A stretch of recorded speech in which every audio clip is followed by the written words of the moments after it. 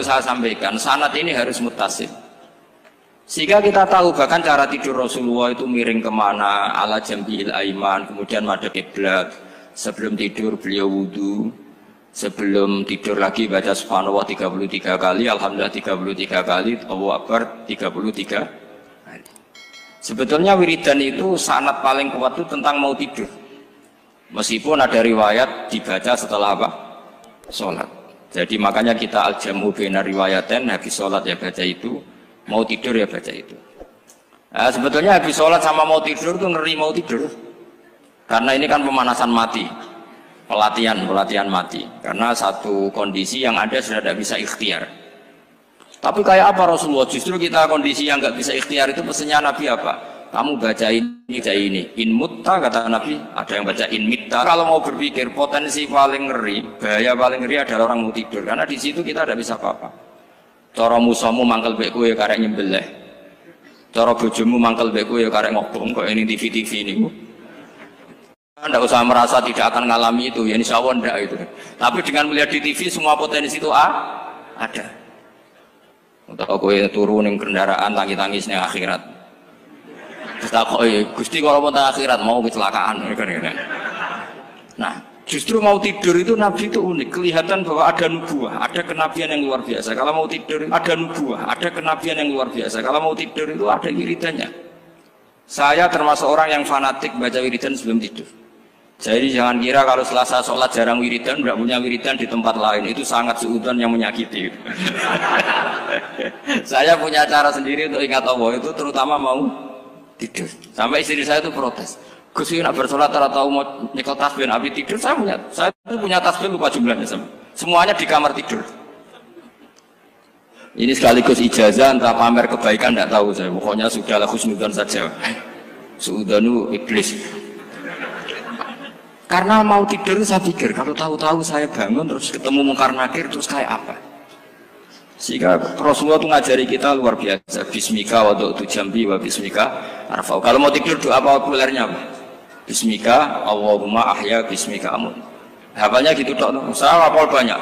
Allahumma rabbas samawati sab'i wa rabbal arsyil azim rabbuna wa rabbu kulli syai' falikal habbi wan nawa. Allahumma antal awalu falaysa qablaka syai' wa antal akhiru falaysa ba'daka syai' wa antal dhahiru falaysa fawqaka syai' wa antal batinu falaysa dunaka. Saya baca sampai tidur. Saking kadang takutnya sama Allah, akhirnya nggak bisa tidur. Kadang sampai setengah 4 apa terus tidur baru setengah jam terus subuh. Jadi kalau melihat tren itu kayaknya saya bakat wali gitu. Kalau trennya seperti itu terus. Tapi sayangnya tren seperti itu jarang loh. Makanya terus tidak jadi wali-wali gitu. Tapi saya ingatkan ke jenengan, sanad-sanad seperti ini tuh yang mungkin Anda lupa. Anda hanya ingat sanad misalnya ya Mu'ad, inni uhibbuka faqul dubura kulli sholatin atau fala tad'anna dubura kulli sholatin Allahumma inni ala dzikrika wa syukrika. Kamu lupa bahwa saat paling krusial dalam hidup Anda itu tidur. Sehingga disebut wa min ayatihi manamukum billaili wan. Itu dari segi krusial gawat darurat, setiap saat Anda bisa mati. Belum urgensinya tidur untuk melawan maksiat. Itu kalau kamu hidup di kota Demak atau kota Semarang, bener kepikiran niklap atau wong ayu-ayu seneng terminal ning ngene dalan-dalan, itu satu-satunya cara itu hanya tidur. Kowe nak melek tetap jelalatan tak jamin. Masuk ning ngarep masjid Demak nggo tasbih gede-gede. Pangeran bedelok wong liwat tuh eling lur. Barokahnya usul fikih adalah kita belajar dulu. Saya pernah musyawarah sama Gus Yofur tentang usul fikih. Usul fikih itu ada makalah, mubah itu tidak ada. Sebagian ulama berpendapat mubah itu tidak ada. Karena setiap mubah saat itu Anda pasti meninggalkan keharaman. Itsma min mubahin illa wa yatahaqqaqu bihi tarku haramimma. Tidak ada kemubahan kecuali saat itu kamu meninggalkan keharaman. Anda tidur, berarti Anda taroktal maksiat. Anda tidur berarti Anda meninggalkan maksiat. Enggak nyolong, enggak dugem, enggak zina, enggak maling, enggak ngerasani orang. Jadi tidur itu anggap saja, ya Rob, ya Allah saya mau tidur. Tidur itu ibaratun antarkil ma'asi. Jadi malaikat roket pate kandani, iki ras sekedar turu, ya aku kudu ngerti, iki apa ninggal maksiat. Hitung mulai saiki, bismika Allahumma ya bismika. Namun ayo roket pate hitung, anggap ini kiat meninggalkan maksiat. Terus turun 6 jam, berarti tidak maksiat 6 jam. Meskipun akhirnya maksiat karena bangun jam 7. Artinya maksiat ra subuh gitu. Tapi betapa krusialnya ulama. Ulama lah yang mengajarkan kita tidur itu rohatan lil abdan, untuk istirahat. Kita pulih lagi, bisa kerja lagi. Pak Bupati bisa ngantor lagi, Pak Kapolsek, Kapolres bisa ngantor lagi. Semuanya aktivitas tentara bisa ngantor lagi. Memulihkan kekuatan itu ibadah. Meninggalkan maksiat karena tidur juga ibadah. Tidur saja ibadah. Ini barokatnya umatnya Rasulullah Shallallahu Alaihi Wasallam. Senyaman itu. Coba kalau kamu jadi umatnya Nabi lain, wah itu beratnya bukan main. Dan itu sesuatu yang dimintakan Allah, dimintakan Rasulullah kepada Allah, yaitu Rabbana wa la tuhammilna ma la taqata lana bih. Termasuk la tahmil alaina isron kama hamaltahu 'alal ladzina min qablina. Jangan bebankan ke umat kami sesuatu yang seperti engkau bebankan pada umat dulu. Umat dulu itu kalau mau tobat, kayak umatnya Nabi Musa pernah nyembah anak sapi, itu yang pernah nyembah tobatnya dibunuh. Liyaqtulal bari'u minkum al mujrima, yang terbebas dari menyembah anak sapi disuruh bunuh yang pernah menyembah anak sapi. Fatubu ila bari'ikum faqtulu anfusakum. Mau beratnya kayak apa? Kalau orang sekarang tobat cukup soal Pak Rosid salami tempel 100.000, dipandu caranya tobat diwari istighfar. Nomor itu penting, nomor loro seneng kiai, seneng aku maksudnya, maksud kalimatnya jelas. Itu sudah. Pokoknya jelas gak usah dibunuh, gak usah apa? Gak usah apa? Dibunuh. Sehingga tidurnya umatnya Rasulullah itu luar biasa, terutama tidurnya orang puasa. Tidurnya tasbih, tidurnya ulama juga tasbih. Karena dengan tidur itu kita tahu alamat kematian. Di mana kita masih di dunia saja punya kondisi di mana kita tidak bisa menentukan diri kita sendiri. Dan itu awal dari kita mengimani la haula wala quwata illa billah. Segagai koyok ngono ternyata ada kondisi di mana kita tidak bisa mengendalikan diri kita sendiri. Makanya disebut wa min ayatihi manamukum billaili wan nahar. Yang bisa menganalisis itu siapa? Ya ulama. Ulama kok tahu karena punya sanad musalsal ila Rasulillah sallallahu alaihi wasallam. Sehingga uniknya kenapa tidur itu sakral? Coba semua nabi di antara wahyunya itu lewat apa? Semua nabi di antara wahyunya lewat apa? Tidur, lewat mimpi. Inni ara fil manami anni atfahuka fanzur madza tar. Maka mimpi ini harus dikelola secara baik, yaitu kalau kamu mau tidur, wudu dulu, baca tasbih, terus tinggalkan semua dunia, anggap saja ini pemanasan kematian. Itu insya Allah mimpinya sip pokoknya. Paling dikejar-kejar dajjal, dajjalnya kecemplung kali, insya Allah. Tapi kalau kamu tidur gak wudu, raiso turu terus raiso turu mangan seku.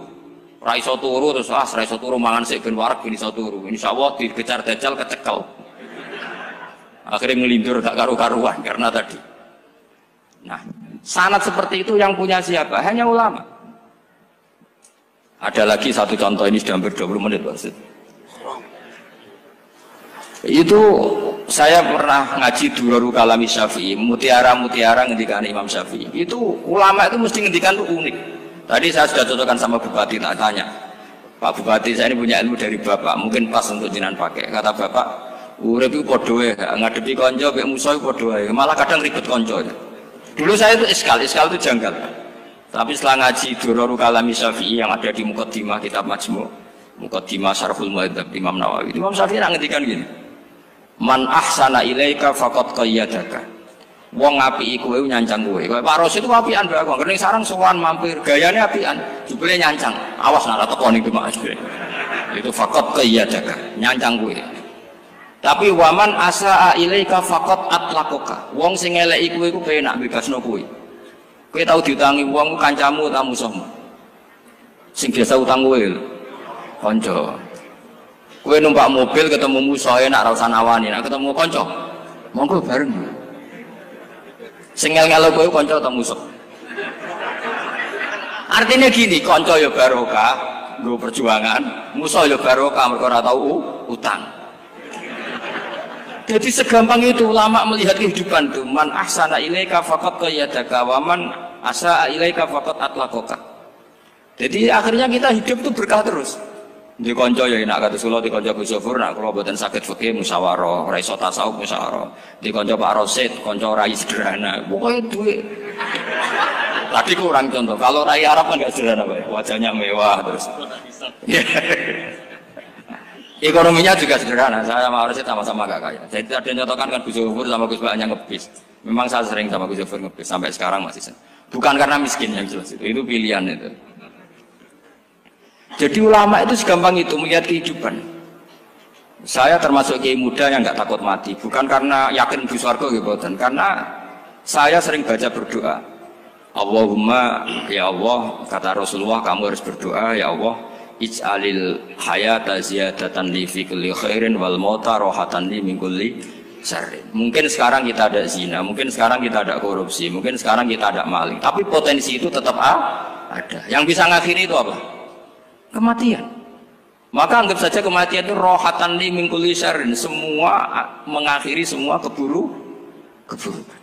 Kayak apa Rasulullah memandang kehidupan? Kalau kamu masih hidup, anggap saja ziyadatan li fi kulli khairin. Saya gara-gara hidup saudara kersane Pak Rosid ngaji di sini. Ikhlas Pak Rosid itu sangat ikhlas. Saudara senior kula dipaksa nggih gelem, diintimidasi nggih gelem. Wah itu barokah. Nanti setelah saya mau mati, karena saya juga akan ridho-ridho saja. Ya Allah, ini akhir dari segala potensi keburukan saya. Sehingga kiai NU, kiai alim ana bajingan tukang ngemel wong kok mati. Saya iki Pak niki saya iki. Tanggane ora ono sing gelem muni saya. Kiai ini maksud, ayo Pak muni saya Pak. Mboten saya ini tempulan ke saya pun mati pun mboten saged nakal nih. Ya jenenge rohatan li min kulli syarrin. Kalau mayit ya rohatan lahu min kulli syarrin. Kayak apa sanad kita ke Rasulullah kabeh itu dimana jadi ibadah. Al hayat ziyadah fi kulli khairin, al maut rohatan min kulli syarrin. Kenal Pak Rosid ya ibadah, apalagi kenal Gus Zufur ibadah, kenal Bupati ibadah, konco perjuangan. Kok kenal preman ya ibadah, konco latihan dakwah, anggapnya latihan ngelola rehab. Kenal polisi ibadah, jaga stabilitas nasional, kenal ABRI ibadah, jaga NKRI. Kenal orang nakal ibadah, dianggap pembina. Semua itu ibadah. Kayak apa ajaran agama ini? Semuanya baik-baik saja. Tergantung niat. Tapi sanad ini siapa yang punya? Hanya ulama. Nah ulama itu siapa? Ya orang yang kamu ketemu. Dalam konteks ini Mbah Mun. Mbah Mun ngajari kita macam-macam. Mbah Mun ketemu orang siapa saja hormat. Saya kemarin bikin makalah untuk beliau, termasuk saya cerita dari riwayat Rasul Aqli Ba'dal Iman Billah At-Tawaddud ilan nas wastina'ul ma'ruf ila kulli barrin wa fajirin. Inti iman setelah akal menentukan kita iman kepada Allah, akal setelah mengantarkan logika iman kepada Allah, akal itu kita gunakan at-tawaddud ilan nas supaya kita bersikap simpatik dan melakukan kebaikan kepada siapa saja. Karena barokahnya kita simpatik, nak ngandani wong nggih gampang. Misalnya kita di kiai alim sundul langit sampean mbek tangga modit, ketemu wong perengut, sing ape ngandel iku sapa? Sementara sing preman, ayo ngopi nggonku sik tenang ae. Sing kiai ini orang begawean ngene kopi kowe. Akhirnya sing preman sakhok di pengaruh, sing kiai ini bakhil gak duwe pengaruh. Itu tidak boleh kejadian seperti itu. Makanya ada riwayat wastina'ul ma'ruf ila kulli barrin wa fajirin. Terus kalau suwun sanad-sanad seperti itu tidak boleh hilang. Saya itu kitabnya Bangun Al-Ulama Al-Mujaddid itu setengah hafal. Sampai sekarang masih tak baca. Kalau mau tidur tak baca. Bahkan di tas saya itu ada terus. Ya karena kalau saya di Jogja kangen Bangun baca itu ketika beliau masih sugeng, apalagi sekarang. Karena jangan sampai saya ini punya fatwa yang mukhalif terhadap fatwanya Mbah Mun. Ini terutama warning sama santri sarang, nggak boleh. Terakhir itu Mbah Mun punya kecenderungan, punya pikiran kayak Yusuf Qaradawi. Ya potensi wajibnya zakat khodrowat fawakih. Ngendikan gini sama sih ingat ketika ngaji sama Gus Zufur Pak Rosid kalau Mbah Mun guyon. Wong desa iku wis melarat, gegere nganti kaya akik wae. Mbah Mun nyontokno gegere macul nganti kaya akik gara-gara sing ditandur pari wajib zakat. Wong Sulawesi nandure kakao cengkeh, zaman iku cengkeh Joyo. Berhubung ora akut gak wajib zakat. Padahal kaya raya. Jadi fenomena itu sering diutarakan beliau. Lama-lama beliau ngarang di Al-Ulama Al-Mujaddidun, beliau mengutip pendapat Ibnu Katsir, tentu di era modern kayak Yusuf Qaradawi. Sebenarnya Yusuf Qaradawi sendiri bukan mujtahid, dia yang muqallid juga. Kata Ibnu Katsir, wa mimma akhrajna lakum minal ard, yang harus dizakati adalah ma itu umum, apa saja yang keluar dari bumi. Maka kecenderungan Mbah Mun akhir-akhir itu beliau fawaqih khudruwat itu dizakati. Tapi beliau tentu tidak ilzam ya, karena beliau sangat syafi'i. Tapi ini kan saran yang baik lah menurut saya. Apa susahnya sih dadi wong lomo gitu. Wong dadi wong medhit kok mbok bilo-bilo. Lah nek kowe takok takbire ndi Gus? Nek khadrawat fawake, melon, kakao, tebu wajib zakat. Takbire iku lomo iku apik, medhit iku elek. Ngoten mawon.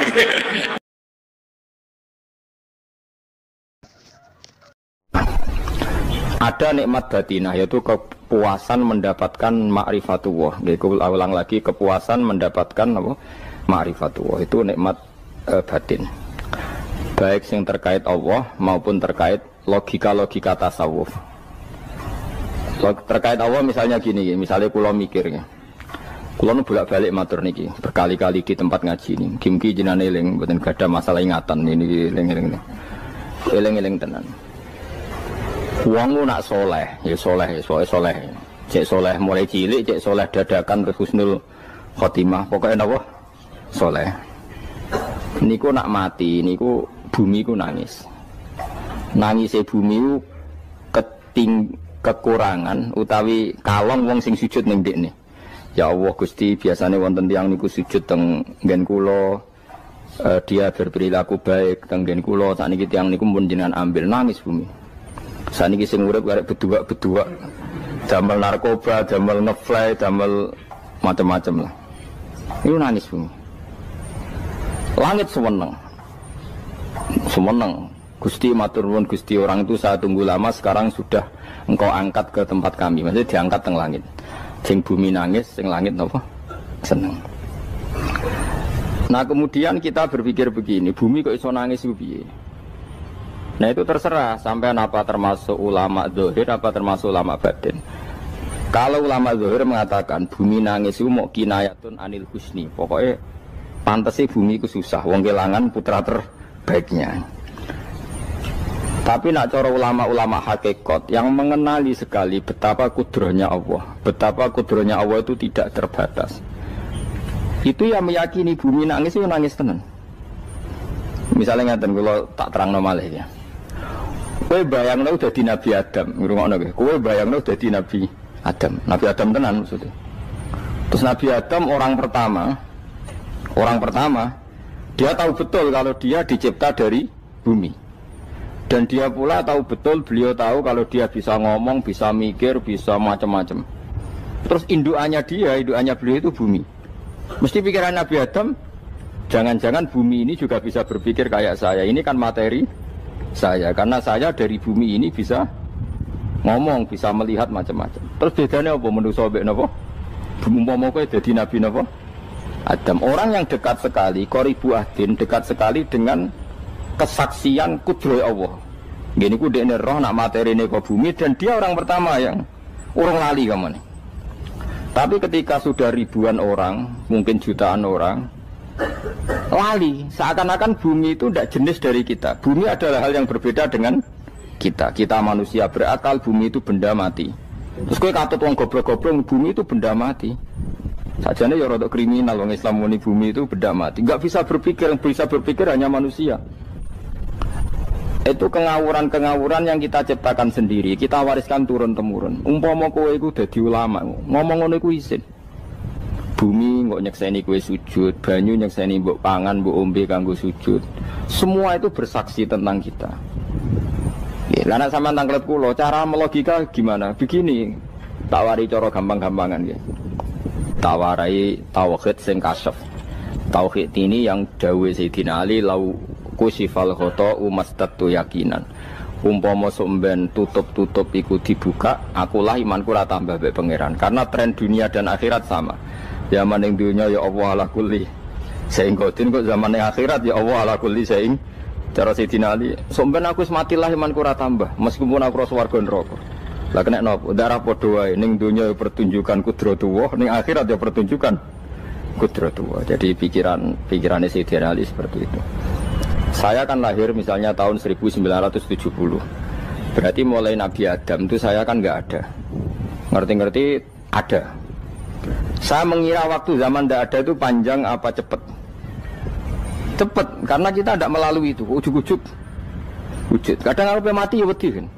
Mau mati jebule kiamat 1 juta tahun kasih wopo nang kuburan. Masya di Khalillah itu.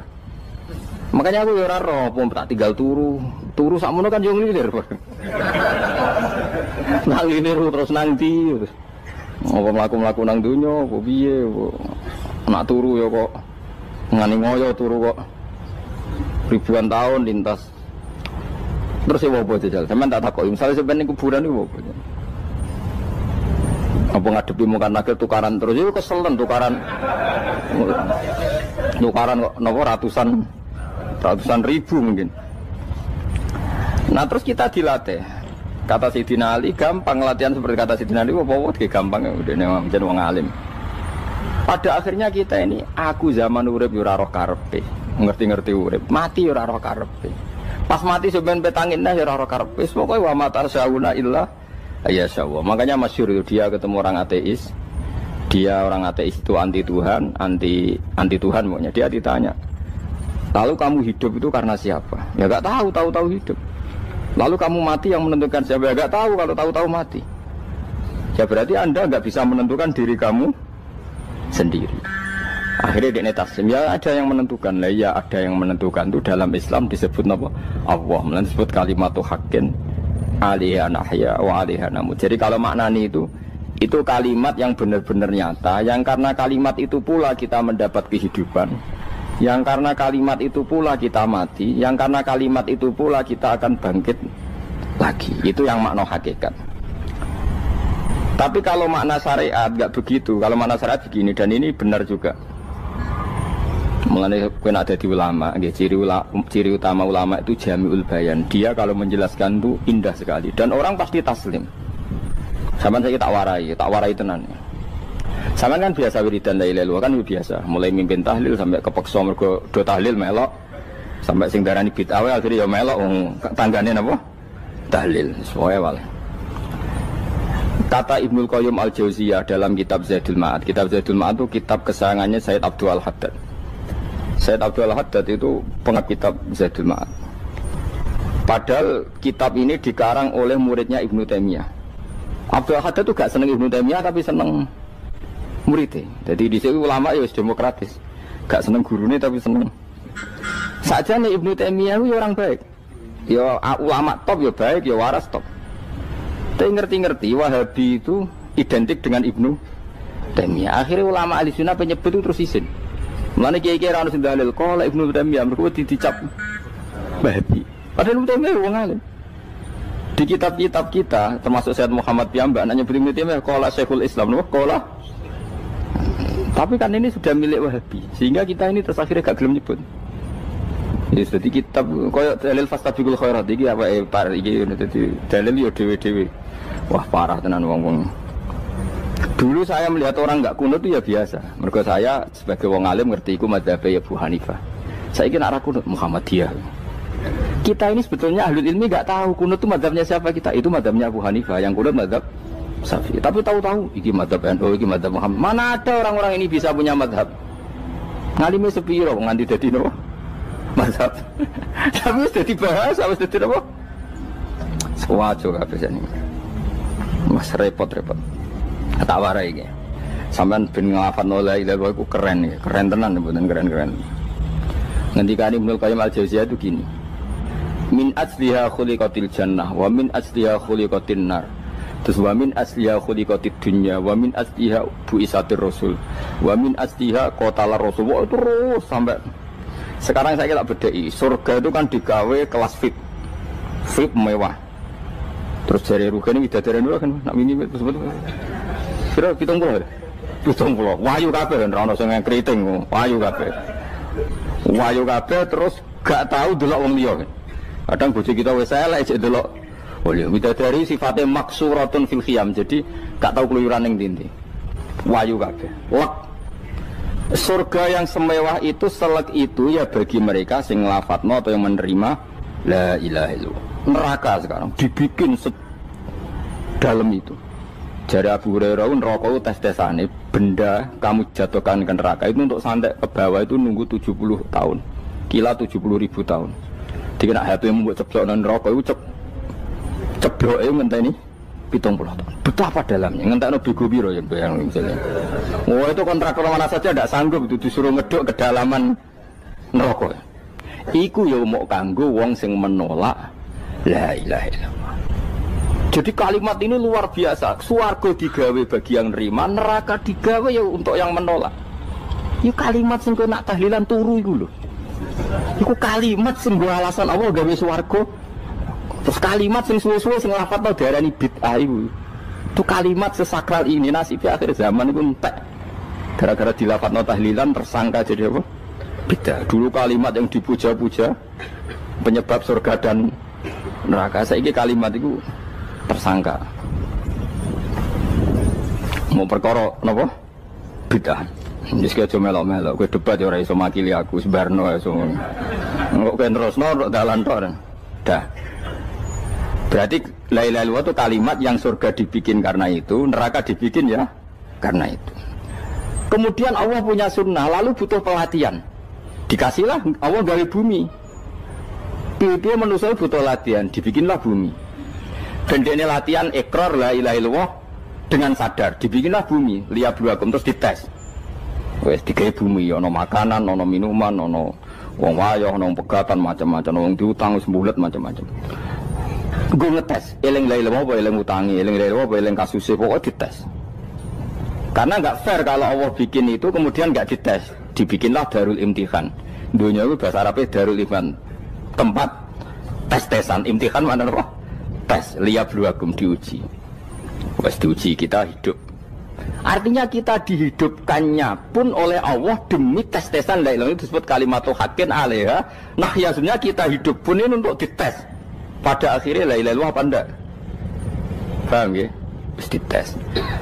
Allah itu juga secara hukum itu kan nggak fair, dites kok nggak punya pemandu, dibikinlah Rasul, diutuslah para Rasul untuk pemandu.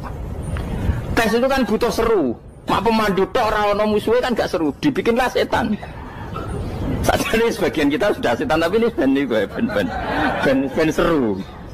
Lho ndak setan kan minal jinnati wan nas, rumangsamu setan usopo. Baik setan minal jinnati wan nas. Jadi kena muni auzubillahi minasyaitonir rajim, terjemahnya berlindung Allah dari saya sendiri ya Allah itu. Lu itu kalau lama dulu biasa naudzubillah min syururi anfusina wa min sayyiati amalina. Sebenarnya kita berlindung hanya dari setan yang jauh, iblis tunda. Ya setan diri kamu sendiri, min syururi anfusina, dari kejelekan diri kita. Ngomongnya do wujud, soalnya setan tuh makhluk gaib sing piye. Lah kowe iku sapa? Nganti kowe maksiat terus mergo akrab klop, roh mbek setan klop. Mulane terus maksiat. Dah Allah ngutus pemandu yang ngecul setan dan fair. Napa? Fair. Jadi semua darul ibtila ini juga demi kalimat. Nah, makanya disebut kalimatu haqqin sing alaiha nahya. Kita hidup ya demi mendapatkan kalimat itu. Kita mati nanti ya demi kalimat itu, artinya mati ke neraka ya karena kalimat itu kita menolak atau mengabaikan. Masuk surga ya karena kalimat itu kita hormat, kita benar dalam memperlakukan kalimat itu. Berarti alaiha nahya wa alaiha nam. Terus wa alaiha nub'as karuan, kalau kamu termasuk minal aminin ya nub'as minas solihin, kalau minal kafirin ya nub'as minal dzalimin. Tapi semua desain dunia ini hanya demi kalimat la ilaha illallah Muhammadur Rasulullah. Nah ini kan penting. Bagaimana mungkin kemudian kalimat sesakral ini, sehebat ini, kemudian ada orang tahlil kamu tidur. Kok iso kula jangga kok iso wong turu. Misale ke mangkel, kula mangkel sing mimpin Gus, wira barbar. Bagaimana mungkin kalimat yang menyelamatkan Anda kemudian Anda anggap problem? Elek gak? Apalagi kamu anggap ini bid'ah. Nak cara kula oke lah, ndongakno mayit itu gak ono tuntunan Nabi. Tahlilan gak ono tuntunan. Tapi wis muni tok kono tok. Artinya menduk kono tok ora usah nyerang kalimah, enak kalimah tetap kalimah thayyibah. Soal kowe ora seneng sing tahlil, mergo tiga profesi lah iku wonge wae gedhinge aja geman. Ya saya misalnya, saya kadang enggak cocok sama mubalek karena kadang profesi. Tapi saya tidak pernah anti pengajian bagaimana untuk membawa syiar Islam. Tapi kalau mubalek kadang ora seneng, kadang takon entuk piro. Bareng sangoni sithik, kok sumpah mek transportasi ini. Lah ngono kok mbok senengi iku piye? Tapi kita terus gedeng keliru iku sing gawa syiar Islam. Mana ada pengajian didengar orang banyak tanpa mubalek? Gak iso. Ini iso melepukno barang-barang ra penting jadi penting iso. Lah cara guruku teng sareng ning ape mlepuk kanggo panggung bareng perkara. Tapi kadang ya benar. Yang namanya mudin mubalek ya itu bisa benar bisa salah, tapi kamu nggak boleh gedeng kalimatnya. Piye kalimat itu kalimat hak. Nah, ini penting kula utarakan. Sehingga zaman Nabi Sugeng ini rungokno tenan ngaji kula. Zaman Nabi Sugeng ada sahabat namanya itu Usamah bin Zaid. Ini sahabat kesayangannya Nabi, hibbu Rasulillah. Usama itu diutus Nabi perang. Ini dengerin ya, diutus perang. Pas perang itu si kafir tadi menggal temannya. Ada yang tangannya putus, kakinya putus. Wah, seorang kafir ini sudah luar biasa. Bacok sana, bacok sini. Ketika terdesak oleh pasukan Usama, kebetulan Usama ini cakap ya, sama beberapa temannya orang Ansor. Orang kafir yang sudah kotoa arjulana wa kotoa aidiana, dia pas terdesak bilang la ilaha illallah. Terus sama Usama tetap ditusuk, dibunuh karena dia berpikir ini qolaha muta'awwidzan, dia melafadzkan kalimat itu hanya berlindung dari pembunuhan. Setelah dilaporkan Nabi itu marah besar. Nabi ngendikan kaifa anta ya Usama bila ilaha illallah idza ja'at bika yaumil qiyamah. Kowe nek ditakoki la ilaha illallah ku piye? Piye-piye wis ngomong la ilaha illallah, tapi sampai ngomong ngoten sausé ngetoki tangan kula, maksudnya tangan kula tangan kelompok saya, kaki saya. Nabi tetap jawab kaifa bila ilaha illallah idza ja'at bika yaumil qiyamah. Pokoknya Nabi menyoal terus. Sampai menjadi fatwa ijma'nya fuqaha, siapapun yang melafadzkan la ilaha illallah harus kita terima meskipun qolaha muta'awwidzan, meskipun saat melakukan hanya cara zahir berlindung dari kematian, sehingga kita terima. Orang kafir yang 80 tahun kafir melafadzkan la ilaha illallah 1 menit menjadi mukmin. Sampai ada ayat qulil ladzina kafaru iyantahu yufar lahum ma qad salam. Ini kalimat yang sakral, bahkan kafir yang 80 tahun saja menjadi mukmin hanya karena melafadzkan la ilaha. Mulane yang ngaji saya, yang seneng saya, jangan pernah kamu mengatakan ada bid'ah yang orang bisa jadi kafir. Bagaimana mungkin orang mukmin yang ke kuburan dan melafadzkan la ilaha illallah kamu katakan kafir? Padahal kalimat ini yang kafir 80 tahun saja menjadi mukmin. Saiki ana wong nglafadzno la ilaha illallah mergo salah tempat pinggir patok mbok arani kafir. Kok aneh. Mungkin kafir 80 tahun udah dadi mukmin iki gara-gara ngafalno la ilaha illallah dadi kafir. Mergo mau salah tempat ning pinggir apa? Patok. Mboten ora cocok muni nganggur, wong sering ziarah ku nganggur. Nyatane ya tenan. Cara dene pegawai negeri ora sering ziarah. Nah iku tapi ora usah muni kafir gak mungkin lah. Coba kalimat ini itu orang kafir yang 80 tahun menjadi apa coba dengan melafadzkan kalimat ini? Mukmin kan? Berarti kalimat ini adalah kalimat penghilang kekafiran. Lalu karena dilafadzkan secara salah dianggap kafir. Hanya karena bid'ah itu tidak mungkin. Makanya sebetulnya Wahabi yang alim-alim itu tidak berpendapat demikian. Saya punya beberapa referensi Wahabi yang alim itu tidak pernah mengkafir-kafirkan orang karena perdebatannya seperti itu. Tapi saat ini wis kuwajo. Sebenarnya kalau orang alim itu ya mirip-mirip, entah Wahabi entah tidak mirip-mirip. Karena kalimat tadi. Wahabi itu kitab terbesarnya itu Ibnu Taimiyah. Ibnu Taimiyah itu punya murid Ibnu Qayyim Al-Jauziyah. Itu sampai sekarang saya lihat di fatwanya Ibnu Taimiyah itu begitu hormat sama orang-orang kita ini sama. Tapi tahu-tahu lewat penyaduran sana sini terus menjadi kacau. Jadi kalau balik ini malah ya, sampai nak kepengen dua nikmat batinah seperti tadi yang saya utarakan. Swarga dicipta sedemikian mewah ya demi yang menerima la ilaha illallah. Terus neraka dibikin se ekstrim itu juga bagi yang nolak. Kemudian dibikin daru pelatihan yaitu dunia ya karena kalimat berarti kalimat itu luar biasa. Wa biha qamatis samawati wal ardu. Kalimat ini pulang menjadikan langit bumi berdiri. Mon. Lalu sekarang kita bisa ngomong, bisa berpikir, bisa ngadekno BPKB macam-macam. Itu karena kita sendiri apa karena kudratullah? Saya tanya. Karena kudratullah. Kalau karena kudratullah, apa susahnya Allah bikin kemampuan tanah ini nangis, tanah ini susah. Wong podo-podo kowe iso nangis, iso mikir ya mergo kudratullah, ndak karena kamu. Harusnya ya sama, bumi-bumi ini bisa menangis juga karena kudratullah. Makanya bumi ini menangis ketika enggak ada orang yang sujud. Iku ya mungkin. Wong zaman kowe iso nangis ya krana kudratullah, mestine bumi yang kamu katakan benda mati, hakikatnya dengan kudratullah juga sama dengan kita. Mulane tenggene kitab Al-Husnul Hamidiyah, kula ngrasa utang tenan mbek kitab. Dulu saya ngaji 2 tahun kitab langsung. Kitabnya kecil, tapi saya ngaji itu 2 tahun. Berkali-kali saya ulang. Itu beliau cerita gini. Dia yang ngarang itu orang alim, kebetulan dia orang India. Memang kelebihannya kitab dikarang orang Arab itu luweh bulat. Wong Arab kan semuanya Islam, karangannya itu standar. Ini dikarang orang India. Di Tonggo Blodor, di masjidnya, dikarang ulama yang masyarakatnya itu udah karu-karuan. Beliau cerita itu gini. Manusia itu punya satu kebodohan, di mana kebodohan itu disebabkan oleh Robtul Asbab Al-Adiyah, mengkaitkan sebab sing biasa-biasa. Misalnya gini, sama saya kita omongi, misalnya ada orang bilang gini, batu ini nanti itu menjadi ayam. Orang bilang mukhal apa enggak? Enggak, jawab saja. Mukhal. Kenapa bilang mukhal? Karena dikira enggak bisa kan? Enggak, jawab saja. Jawab satu-satu. Batu ini menjadi ayam. Kamu jawab mukhal. Alasannya apa? Alasannya enggak mungkin terjadi, apa kamu enggak bisa? Sebetulnya karena kamu udah bisa. Udah. Lau ukhbiro dzakar rajul. Andai kan orang itu kamu kasih tahu, klungsu ini biji asem itu, biji pohon asem itu. Nanti yang kecil ini suatu saat besar. Setelah besar buahnya banyak, tambah besar, tambah besar. Terus orang bilang mungkin.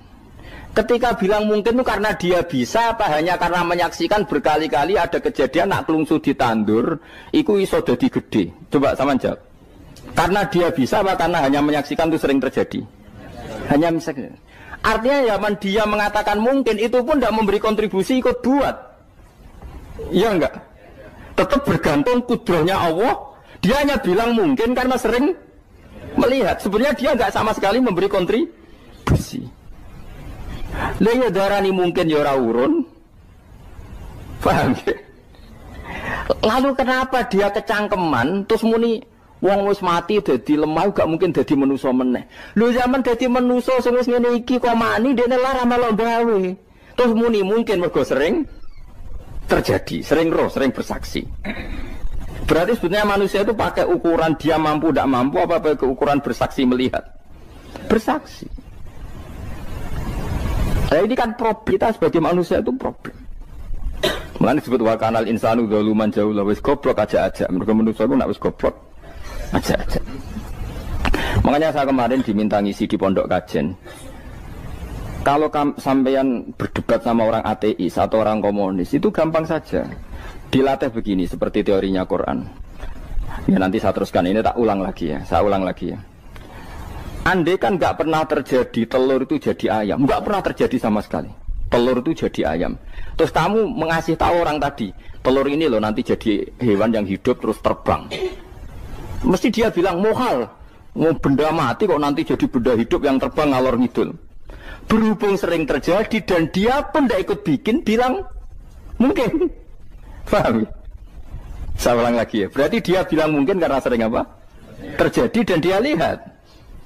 Andai kan pertama kali gak ada telur sama sekali yang jadi ayam, terus pengalaman pertama di dunia belum pernah terjadi. Kamu kasih tahu telur ini nanti jadi ayam terus terbang. Orang ini bilang mukhal enggak? Mukhal. Berhubung sering terjadi bilang enggak? Nah berarti kita nanti bangkit dari kubur gampang saja bagi Allah. Cuma belum pernah terjadi kamu mengatakan mukhal.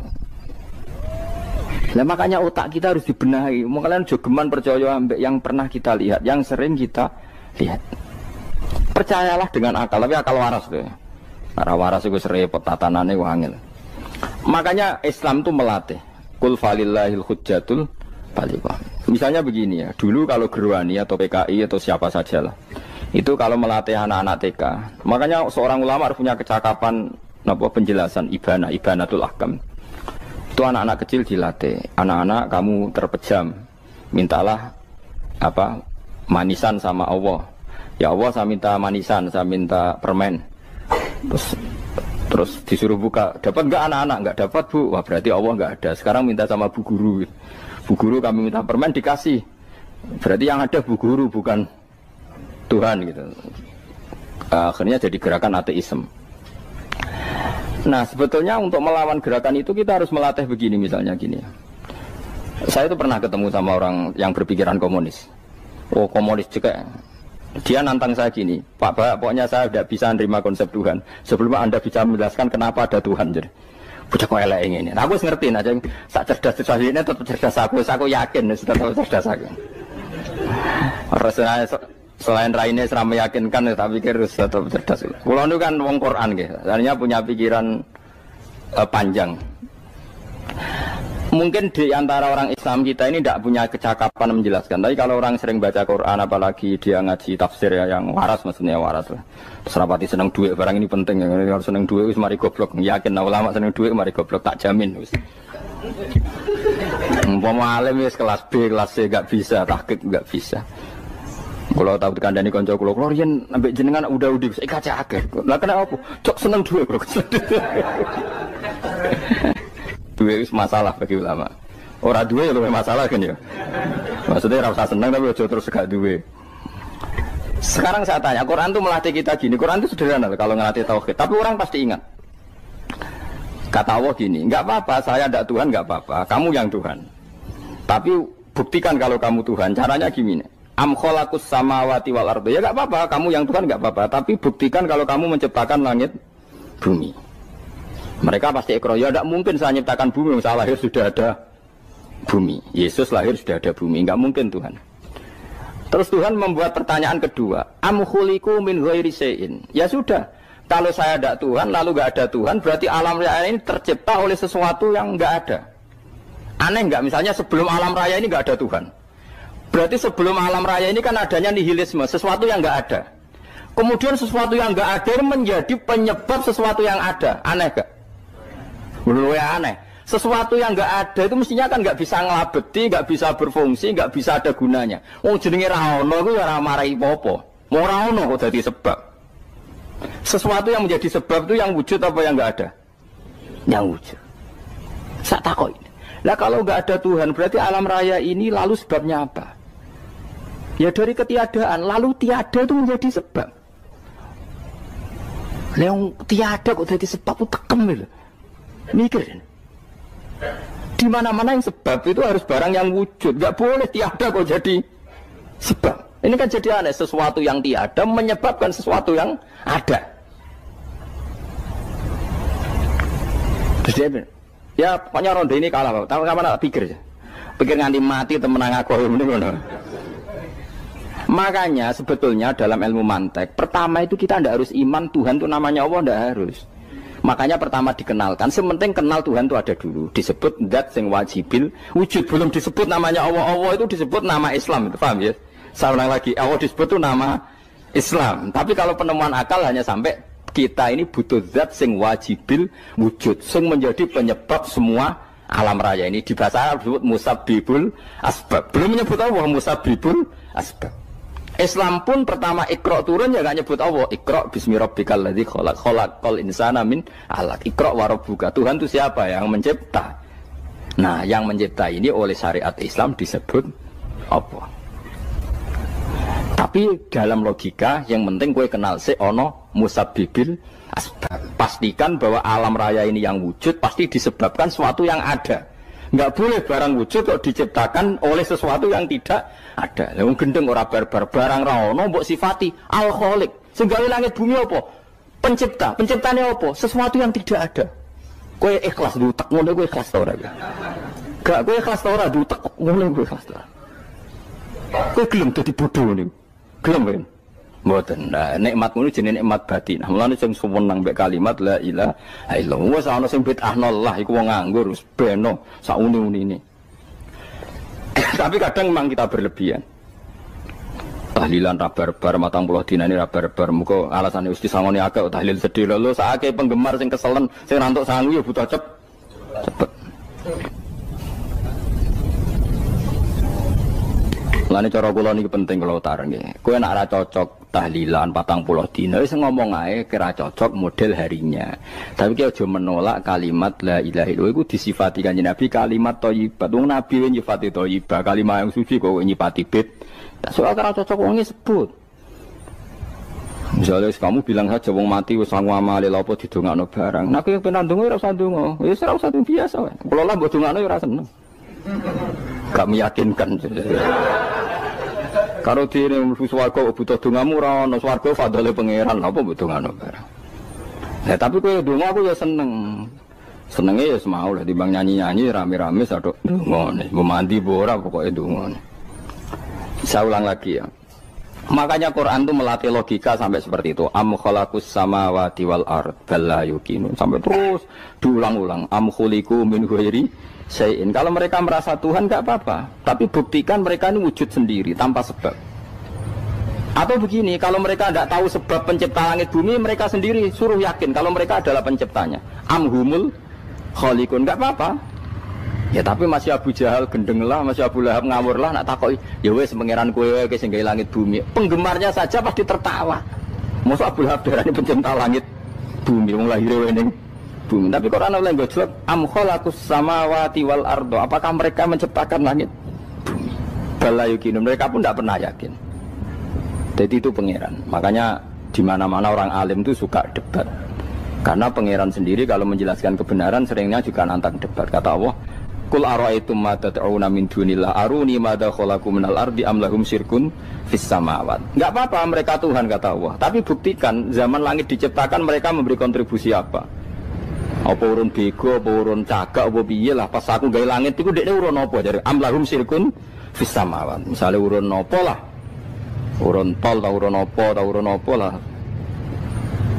Itu pangeran. Mereka kan pasti menjawab enggak. Terus itu nih bi kitab min qabli hada. Kalau kamu nggak percaya Quran sebagai kitab, enggak apa-apa. Tapi buktikan kamu punya kitab tandingan. Enggak, mereka enggak punya juga. Atau gini, enggak usah Quran, enggak sakralan. Au atharatim min ilmin, atau kajian ilmiah yang membuktikan bahwa Yesus itu Tuhan, atau yang membuktikan bahwa berhala itu Tuhan. In kuntum shodiqin, enggak apa-apa kalau kamu benar, buktikan. Nah itu makanya semua nabi itu punya kecerdasan. Karena tadi nabi kadung nantang itu nih bi kitab min qabli hada au atharatim min ilmin in kuntum shodiqin. Tapi sekarang orang alim soleh itu jarang. Yang ngono anggere wong soleh rapati ngalim, anggere sing alim biasanya rapati soleh. Lah kula itu masuk rontok-rontok ya isih rontok soleh ya rontok, tapi lumayan masih menjaga hujjatullah tadi. Sebab itu ulama dulu mengajarkan Allah itu siapa? Disifati zat sing wajibil wujud. Karena alam ini kadung ada. Kalau alam ini kadung ada, pasti penyebabnya sesuatu yang wujud. Tapi kalau wujudnya mungkin, bahaya. Wong sing gawe wae wujude terima mungkin, bisa wujud bisa tidak. Makanya dipermanenkan yang gawe alam ini zat sing wajibil wujud. Sing wujudnya wajib. Wajib itu enggak bisa enggak, pasti wujud. Nah terus kita kenal itu namanya khaliq, itu musabbibil asbab, itu khaliqul asya. Lalu oleh Islam zat yang demikian itu disebut Allah. Terus jadi la ilaha illallah. Nah orang yang bertauhid gini tentu punya kenikmatan batin yang luar biasa. Sehingga saya bayangkan nanti mati yang ngono biasa wae kan. Gusti zaman kula teng donya ora melok ngatur oksigen, ngatur nyawa, apa mati ndak ra ngoten. Mulai jare Sidin Ali, jenengan jenengan nak mati tambah pinter apa biasa? Biasa wae. Ning bumi yo ndelok kudrohe Allah, kok ning akhirat ndak ra padha wae ndelok kudrohe Allah. Mulane beliau masyhur guyonan beliau lau kusifal ghata mastatu yakinan. So ben aku nek mukasafa ning akhirat imanku yo ora tambah, yo biasa wae, standar-standar wae. Maksudnya kue ning dunya ujung-ujungnya paling pokok ya menyaksikan kudratullah. So ben ning akhirat ujung-ujungnya paling pokok ya delok kudratullah. Ning dunya saiki Allah ya matlubi sing kita cari, so ben ning akhirat ya Allah matlubi. Paham ya? Artinya hukum dunia dan akhirat itu sama. Kita di dunia golek ridhanya Allah, ning akhirat ya golek napa? Ridhanya Allah. Lah nek soal kecil itu, tapi ning akhirat masalah gun pun rokok masalah, diutang ditagih yo masalah, kere suwi ku yo masalah. Ya biasa jenenge makhluk anane masalah. Sing ora oleh di masalah pangeran. Pangeran duwe masalah. Biasa wae. Terus niki kula mulai saking penjelasan nggih kias ali. Kias ali itu analogi kias nggih, analog dados tengene ilmu-ilmu usul fikih itu ada kias itu kan kias aulawi dari bawah dikiaskan ke yang lebih apa? Atas. Ada kias setara, namanya kias musawah, setara. Ada kias fahwal khitab, maknanya ya orang pasti sadar kalau maknanya seperti itu. Sampean saya kira beda, jawab mau biasa mau. Kudu pantes, pinter pantes jawab. Kalau bolak-balik ngaji menerangkan. Kita ini hidup itu menjadi tahu apa malah menjadi tidak tahu gara-gara hidup. Nah, aku mari ke goblok di sini, ora oleh. Gara-gara hidup menjadi tahu. Yo, ora sing bener gara-gara hidup menjadi tidak tahu. Kowe goblok ku sebab apa? Sebab tahu apa sebab tidak tahu? Wes gak polling gak apa-apa. Ayo 02 sik pir sebab tahu. Ini sing syukuran. Tahu. Hidup itu menjadi tahu menjadi tidak tahu. Menjadi tidak tahu. Kowe Mas 01 ya. Oh. Menjadi tahu. Nah kowe tengah-tengah. Wong loro padha ora jelas ya, cara kowe. Ndak tahu. Berarti menang 0 piro. Biasa. Tawari ilmu hakikat ya. Jadi awal syaratnya jadi wali. Meskipun jadi wali ku yo angel tapi tak warai mukadimah napa. Jadi nak bar iki urung wali cek apa? Mukadimah. Nah, sekarang misalnya gini, saya mau minum teh. Jadi saya melihat teh. Terus saya minum teh. Karena saya fokus minum teh terus anak saya main di sekeliling saya, anak saya kecil misalnya. Terus jatuh. Saya ini dianggap bodoh kan? Bodoh kan, gara-gara mau minum teh fokus saja, membiarkan anak jatuh. Yang andai kan saya tidak fokus minum teh, mungkin anak saya terkontrol. Terus ngerti ada cilik kan potensi apa? Begitu juga dunia. Gara-gara kita delok babunan ayu-ayu, delok gemerlapi dunia politik, delok hal-hal yang enggak penting, akhirnya melupakan hal yang penting. Sekarang misalnya Allah itu Ar-Razzaq, pemberi rizki, Allah itu Al-Mudabbir sing ngatur dunia. Gara-gara Fauzi terus meyakini satu makhluk apa yang nyelametno Indonesia. Ini kan dari iman kepada Allah menjadi iman kepada itu tidak boleh sih. Iman ya kayak pangeran. Jadi dunia itu biasa wae. Oh, nomor itu kok iso nentokno. Cuma ya tetap berorganisasi secara duniawi, tapi tetap sih menentukan. Iki rungono tenan awas. Nah karena kita hidup maka menjadi tidak tahu. Kita tahu itu menjadi tidak tahu. Surgono sehingga nanti tak terangkan sekian dalil dari Quran dan hadis. Gara-gara saya fokus minum teh, terlena mau ngopi, wah sena isu-isu ngopi. Gara-gara terlena itu anak saya jatuh, menjadi tidak tahu. Begitu juga dunia. Makanya Allah sering memberi nasihat, fala taghurrannakumul hayatud. Kamu jangan tertipu oleh kehidupan dunia. Ibaratnya Allah nimpi direm, dat paling penting, paling pokok. Tapi kamu abaikan. Kamu bilang jabatan penting, teman penting, mitra pejabat penting, komunitas penting. Kamu sampai lupa bilang nah Allah itu lebih penting. Nah, ini sudah mulai kena hijab. Nah orang yang kena hijab ini nanti tidak bisa masuk surga karena Allah duka dengan duka marah besar. Allah ngendikan kalla innahum ar-rabbihim yauma idzil lamahjubun. Orang-orang ini nanti ketika di akhirat terhijab dari saya. Karena zaman yang dunia ora tau roh aku. Kenapa kok terhijab? Justru karena ada yang diketahui. Justru ada yang diketahui. Contoh paling mudah itu copet. Copet atau lonte atau koruptor atau apa saja. Misalnya nyuwun sewu orang jadi copet itu kan umur 17. Atau misalnya jadi pekerja seks nakal itu kan umur 17 atau 18. Hanya karena pernah mendapat rezeki dari judi misalnya atau dari transaksi yang haram. Terus dia bilang gini, aku nak jadi copet mangan kopo. Aku nak judi mangan kopo. Aku nak gak jadi wong nakal mangan kopo. Padahal dia 17 tahun nyatanya bisa makan, birizkillah apa? Tapi pernah merasakan 1-2 bulan dari rezeki haram, dia menvonis seakan-akan tidak bisa makan kecuali dari rezeki haram. Ya itu tadi gara-gara tahu nikmatnya uang yang sepintas lewat haram, nyopet atau korupsi, terus menafikan nikmat-nikmatnya. Jadi dari tahu nikmatnya nyolong atau korupsi menjadi tidak. Makanya kalau dalam ilmu tasawuf itu gini Gifat Walian, manusia sekarang itu tidur, kalau mati baru bangun. Jadi cara ilmu tasawuf itu anna sunyamun wa idza matu intahu. Mungkin ada yang hafal tapi ra paham. Jadi rata terang. Annasu niyamun wa idza matu intahu. Manusa kabeh sak donya iku turu. Nek mati lagi tangi. Mergo kena wis mati iku lagi roh. Jebule sing hak tenan iku sujud ning pangeran. Sing hak tenan iku subhanallah walhamdulillah. Sing hak tenan iku muni Allahu akbar. Kae zaman ning donya dintekno kowe ngomong nu Amerika super power. Kenal presiden penting, kenal menteri penting, kenal kiai gede penting. Iku mbok entekno. Barang-barang sing cara akhirat gak mendesak mbok entek. Wong nak ramangan mati, nak ra duwe gaji sumpek, nak pensiun sumpek. Hal-hal nanti setelah di akhirat kamu hanya tahu satu kalimatul haq, yaitu kenangan terbaik kamu di dunia itu sujud. Jika kamu getun ketika hidup tidak pernah sujud. Makanya kata Rasulullah, nanti kamu tahu ketika di akhirat hatta takuna sajdatul wahidatu khairan minad dunya wa ma fiha. Sehingga kamu nanti tahu bahwa sujud satu kali itu lebih baik ketimbang dunia dan sisi. Karena ternyata setelah kamu di akhirat yang layak jadi poin kamu hidup di dunia itu hanya apa? Sujud.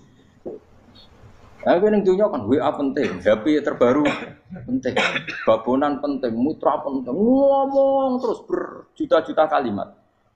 Hanya karena kamu hidup. Tahu saya mati, kau ngerti, kau kabeh dak. Maka ilmu kamu itu setelah mati, lagi ilmu terlambat. Napas ilmu mau terlambat itu Allah duka. Kalla apa alhaqumut takahatu hatta zurtumul qabir. Kalla saufa ta'lamun summa kalla. Terus kalla law ta'lamuna ilmal yakin la tarawun al-jahim. Pas kowe ilmumu wis bener, Gusti ternyata penting sujud teng jenengan, ternyata penting jenengan Allah. Pas roh pas wayah mlebu neraka, kok wis kecewa. Ya saiki tapi wayah mlebu neraka, roh wis terlambat. Mane tak warai saiki ben ora roh pas wayah mlebu neraka. Kok nak roh terlambat, pas roh wayah mlebu. Sehingga ketika Allah melehno wong kafir, melehno itu mencibir orang kafir. Kata Allah begini. Ini mungkin yang hafal Quran bisa dicek lagi. Fakashafna anka ghita akafa basarukal yauma hadid. Jadi kata Allah ngomentari orang kafir ketika di akhirat, laqad kunta fi ghaflatin min hadza. Kamu lupa kan kalau ada akhirat seperti ini kata Allah. Fakashafna anka ghita aka. Sekarang kamu saya kasaf, saya buka semua fakta. Fa basarukal yauma hadid. Sekarang pandangan kamu tajam. Dulu di dunia bilang misalnya seks penting, dugem penting, narkoba penting, maksiat penting. Kalau enggak gitu saya pusing. Nanti di akhirat semua ini jadi problem.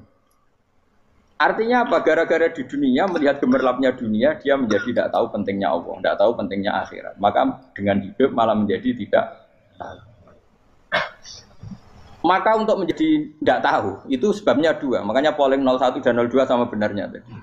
Gara-gara tahu yang menjadi tidak tahu, gara-gara tidak tahu yang menjadi tidak tahu. Tadi misalnya kamu fokus ya, misalnya Rukin jelalatan buat cawe itu, fokus buat cawe itu, gak Allah waktu ngarepe kejengkang, kesandung. Berarti gara-gara melihat menjadi tidak tahu.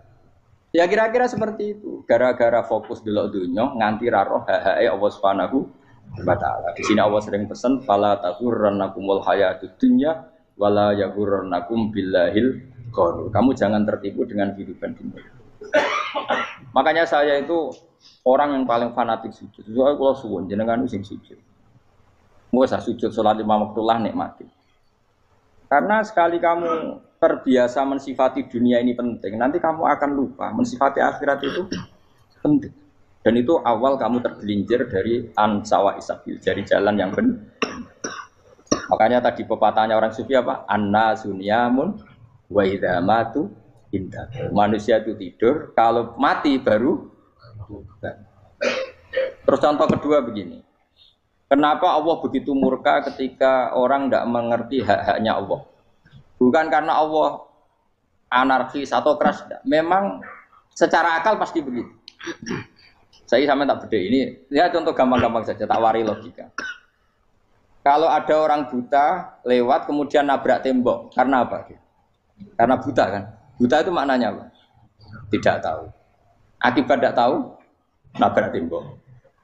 Ya kan? Karena tidak karena tidak tahu nabrak tembok, karena tidak tahu terjatuh di sungai, karena tidak tahu terjatuh di jurang.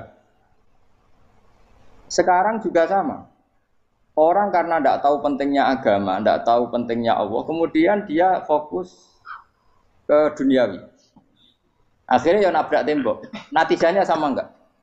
Saya ulang lagi ya. Orang buta karena tidak tahu nabrak tembok.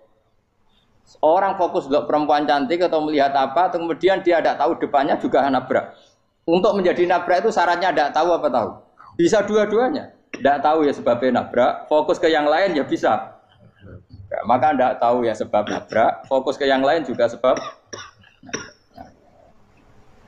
Nah mata kita, hati kita ini sudah dipenuhi hal-hal yang tidak penting, sehingga kita lupa dari hal yang penting. Kayak tadi kita mau minum kopi saja, fokus sampai meninggalkan anak main sampai jatuh. Berarti minum kopi sebenarnya tidak satu kebodohan. Tapi ketika membiarkan anak kecil jatuh itu adalah kebodohan. Sebetulnya makan menikmati dunia itu tidak kebodohan. Tapi ketika Anda melupakan Allah itu menjadi satu apa? Kebodohan. Nah, ini disebut kamu jangan terlena oleh kehidupan apa? Dunia. Nah kenapa terlena? Itu kakean delok. Mulane Nabi itu ora tau delok dunia. Nabi, saya ini tak latih gitu di wali, tapi mukadimah. Kulon itu belum pernah delok.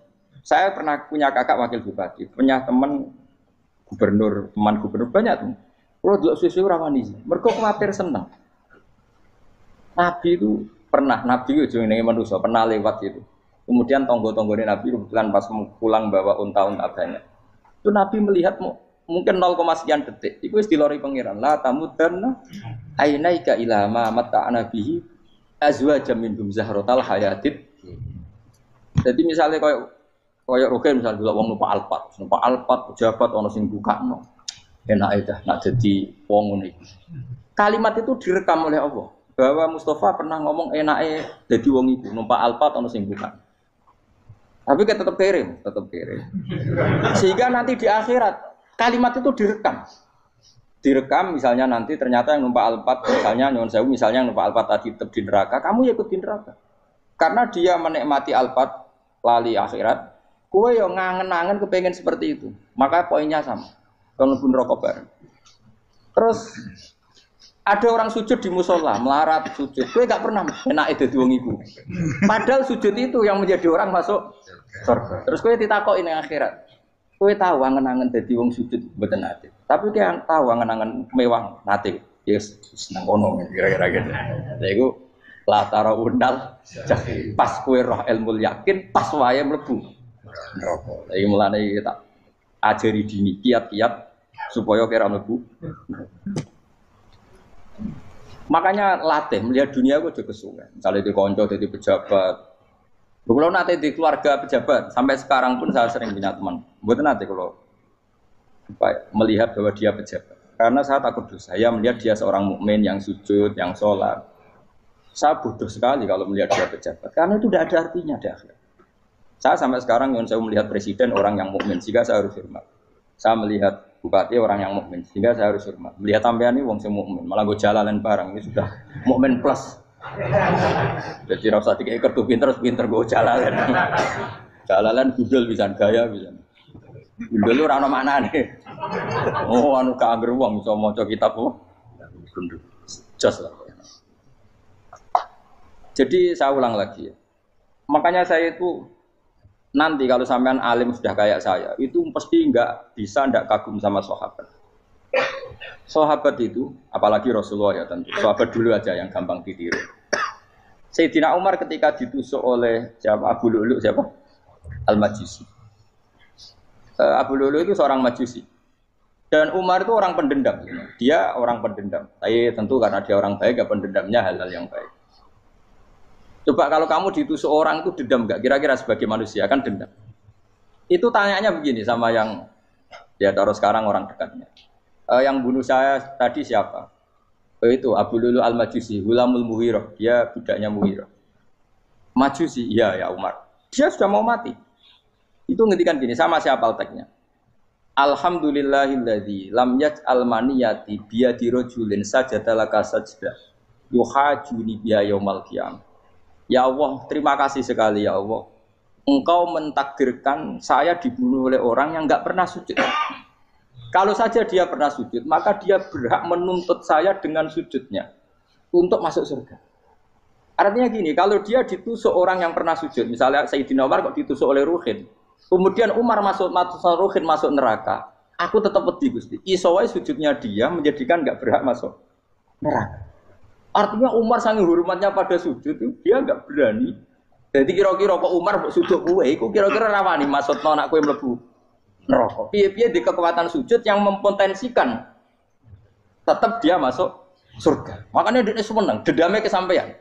Syukurlah nek sing mateni aku ora tau sujud. Dadi tak patut nang neraka langsung gludeng ngene kira-kira gitu. Saking hormatnya ambek sing jenenge sujud. Tapi kita sekarang enggak rawong ning musala sujud. Ya jan wong nganggur. Otak kita ini sudah PKI lah kamu. PKI halus. PKI yang tanpa kartu, paham? Makanya Allah kalau muji sujud, enggak sampean tak latih supaya baca Quran yang benar. Kayak apa Allah bikin Ka'bah? Kayak apa mulianya Ka'bah? Itu dibikin Allah untuk apa? Lil akifina wa satusai warrukais sujud, dan untuk orang-orang rukuk dan sujud. Ketika Allah menurunkan rezeki di bumi dan di langit, itu perhitungannya Allah mau sitok asli. Rabbana liyuqimus shalah faj'al afidatan minan nas tahwi ilaihim warzuqhum inasam. Gusti ben nak sujud ku kuat. Piye-piye menungso nak ramangan ra kuat. Nak is kuat dia tenaga yo ben sujud. Liyuqimus shalah. Ketika Allah muji orang baik atau ibunal abidunal hamidunas saihuna satruse arraqiunas sajid. Yang rukuk yang sujud. Karena tadi ketika nanti Anda di akhirat, kenangan terbaik Anda di dunia itu hanya sujud. Liyane iku coba misalnya kene akhirat terus video disetel pas kongkoi-kongkoi ini perapatan. Bariku nglamonem disetel. Jadi pegawai negeri. Ngayal gajine sakmene, engko sakmene nggo wayo. Wan direkam kabeh. Ora sini-sini wong. Terus tokoh idola sing duwe wae sing tumpakane Alphard di sekretaris saya. Iku mbok nang utekem iku berpuluh-puluh tahun.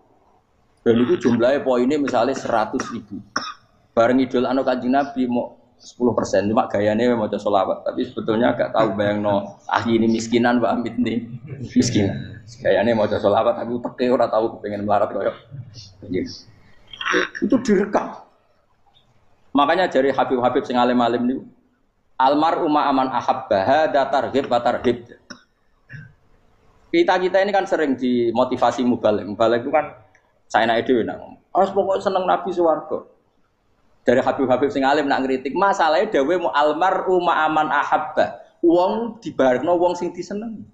Apa kamu bisa menjamin seneng Nabi saudure seneng wong-wong itu? Jangan-jangan kita lebih berkeinginan seperti orang tertentu yang kaya raya, yang terkenal, yang hebat. Meskipun kowe oleh sana muni seneng Kanjeng Nabi. Jangan-jangan status cinta kita terbukti ke orang itu. Iya toh, misalnya gambarnya pasang neng kamar, puas. Partai, uang, kuasa. Terus, kue nyumbang masjid nyuwun sewu mau 50.000. Tapi bareng nyumbang untuk kemenangan orang itu 10 juta. Nyebut uang itu satu hari 100 kali. Nyebut Nabi pendak sholat. Warung dihitung, dipoling mbek malaikat. Disurvei buat dipoling orang-orang pokoknya. Dengan cara begini status senangnya orang ini ke siapa? Ya, ono pengajian sholawatan nyumbang 50.000. Nanggo pemenangan. Tapi sudah diundang hayya ala sholah melakukan ngenteni komat. Tapi nak diundang acara kampanye teko ngarep sedurunge 2 jam. Dari sekian di polling, terus kadar cintamu ke siapa coba? Dari sekian indikator misal cara polling. Jangan-jangan diputuskan lebih seneng ke itu. Ya sudah almarhum aman. Apa? Makanya kata orang-orang alim almarhum apa? Orang itu terserah disenangi. Masalahnya kita ini tidak ada jaminan lebih seneng Nabi. Ya orang ada jaminan ya saya aman misalnya. Hitung dewi-dewi. Rasa menang terus kau begitu. So wis kadung dosa, wis kadung. Makanya Sufyan Ats-Tsauri itu dadi wali kurang sama mergo ibadah akeh mboten. Sufyan Ats-Tsauri gurunya Imam Syafi'i. Dadi wali itu sederhana. Sama tak ceritane orang-orang jadi wali dengan cara yang sederhana. Tapi kan niru copy paste ya, artinya ora apa ya, KW lah. Kalau niru gak apa-apa, tapi KW kebaikan. Sufyan Ats-Tsauri itu ditanya, kenapa kamu sedekat itu sama Allah dan Anda keramat? Jadi resepnya begini, saya itu belum pernah ke masjid nunggu adzan. Paling gak setengah jam, 1 jam sebelum adzan itu saya sudah ada ke masjid. Ditanya, kenapa begitu? Ketoke kok kawula sing elek, moroe ngenteni diceluk. Terus ngerti nak wayahe yak ngono kok Allah nyeluk. Misale saya punya cah dalem atau saya punya karyawan, tiap jam 8 itu buka toko. Nah, bayangno itu juga. Saya punya karyawan tiap jam 8 tugasnya buka. Selalu buka tokonya ngenteni tak panggil. Rohen, toko buka, siap. Tapi besok yang ngono lagi, wis jam 8 buka, siap. Tiap hari gitu, kira-kira kendaraan karwaniku goblok apa sopan? Kira-kira enggak jawab deh. Goblok kritik ndak usah gitu. Nah, Sufyan Ats-Tsauri tidak mau gitu. Wong wis ngerti nek Allah ya mono wayahe manggil. Dadi ya kerja malu wis ning kono. Dadi nek Allah ayala salam pun Gusti. Ayala salam pun teng mriki. Iku sudah dadi wali. Oh, iku saya buat tiru tapi KW lho, enggak masalah, tapi ini kan resep, no? Lho mangkel lo gak kira-kira. Ana karyawan tiap jam 8 kon buka toko. Selalu marane ngenteni di pagi.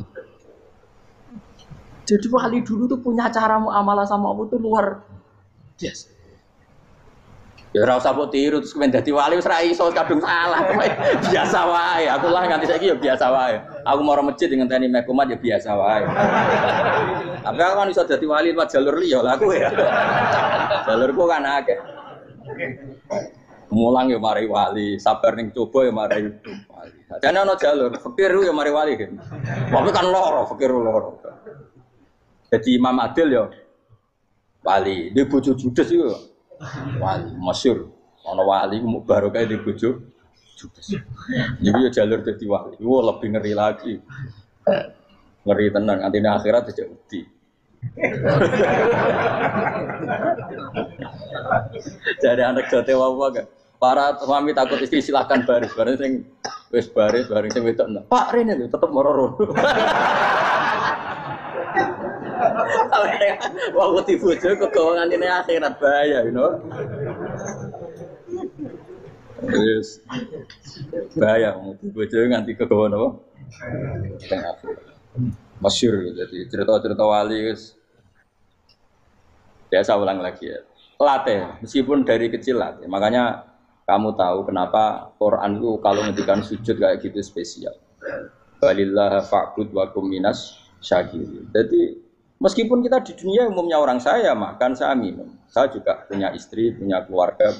Tapi saya belum pernah melihat anak saya itu sebagai anak saya. Saya kalau melihat anak saya ini teman sujud saya, nanti yang meneruskan sujud saya.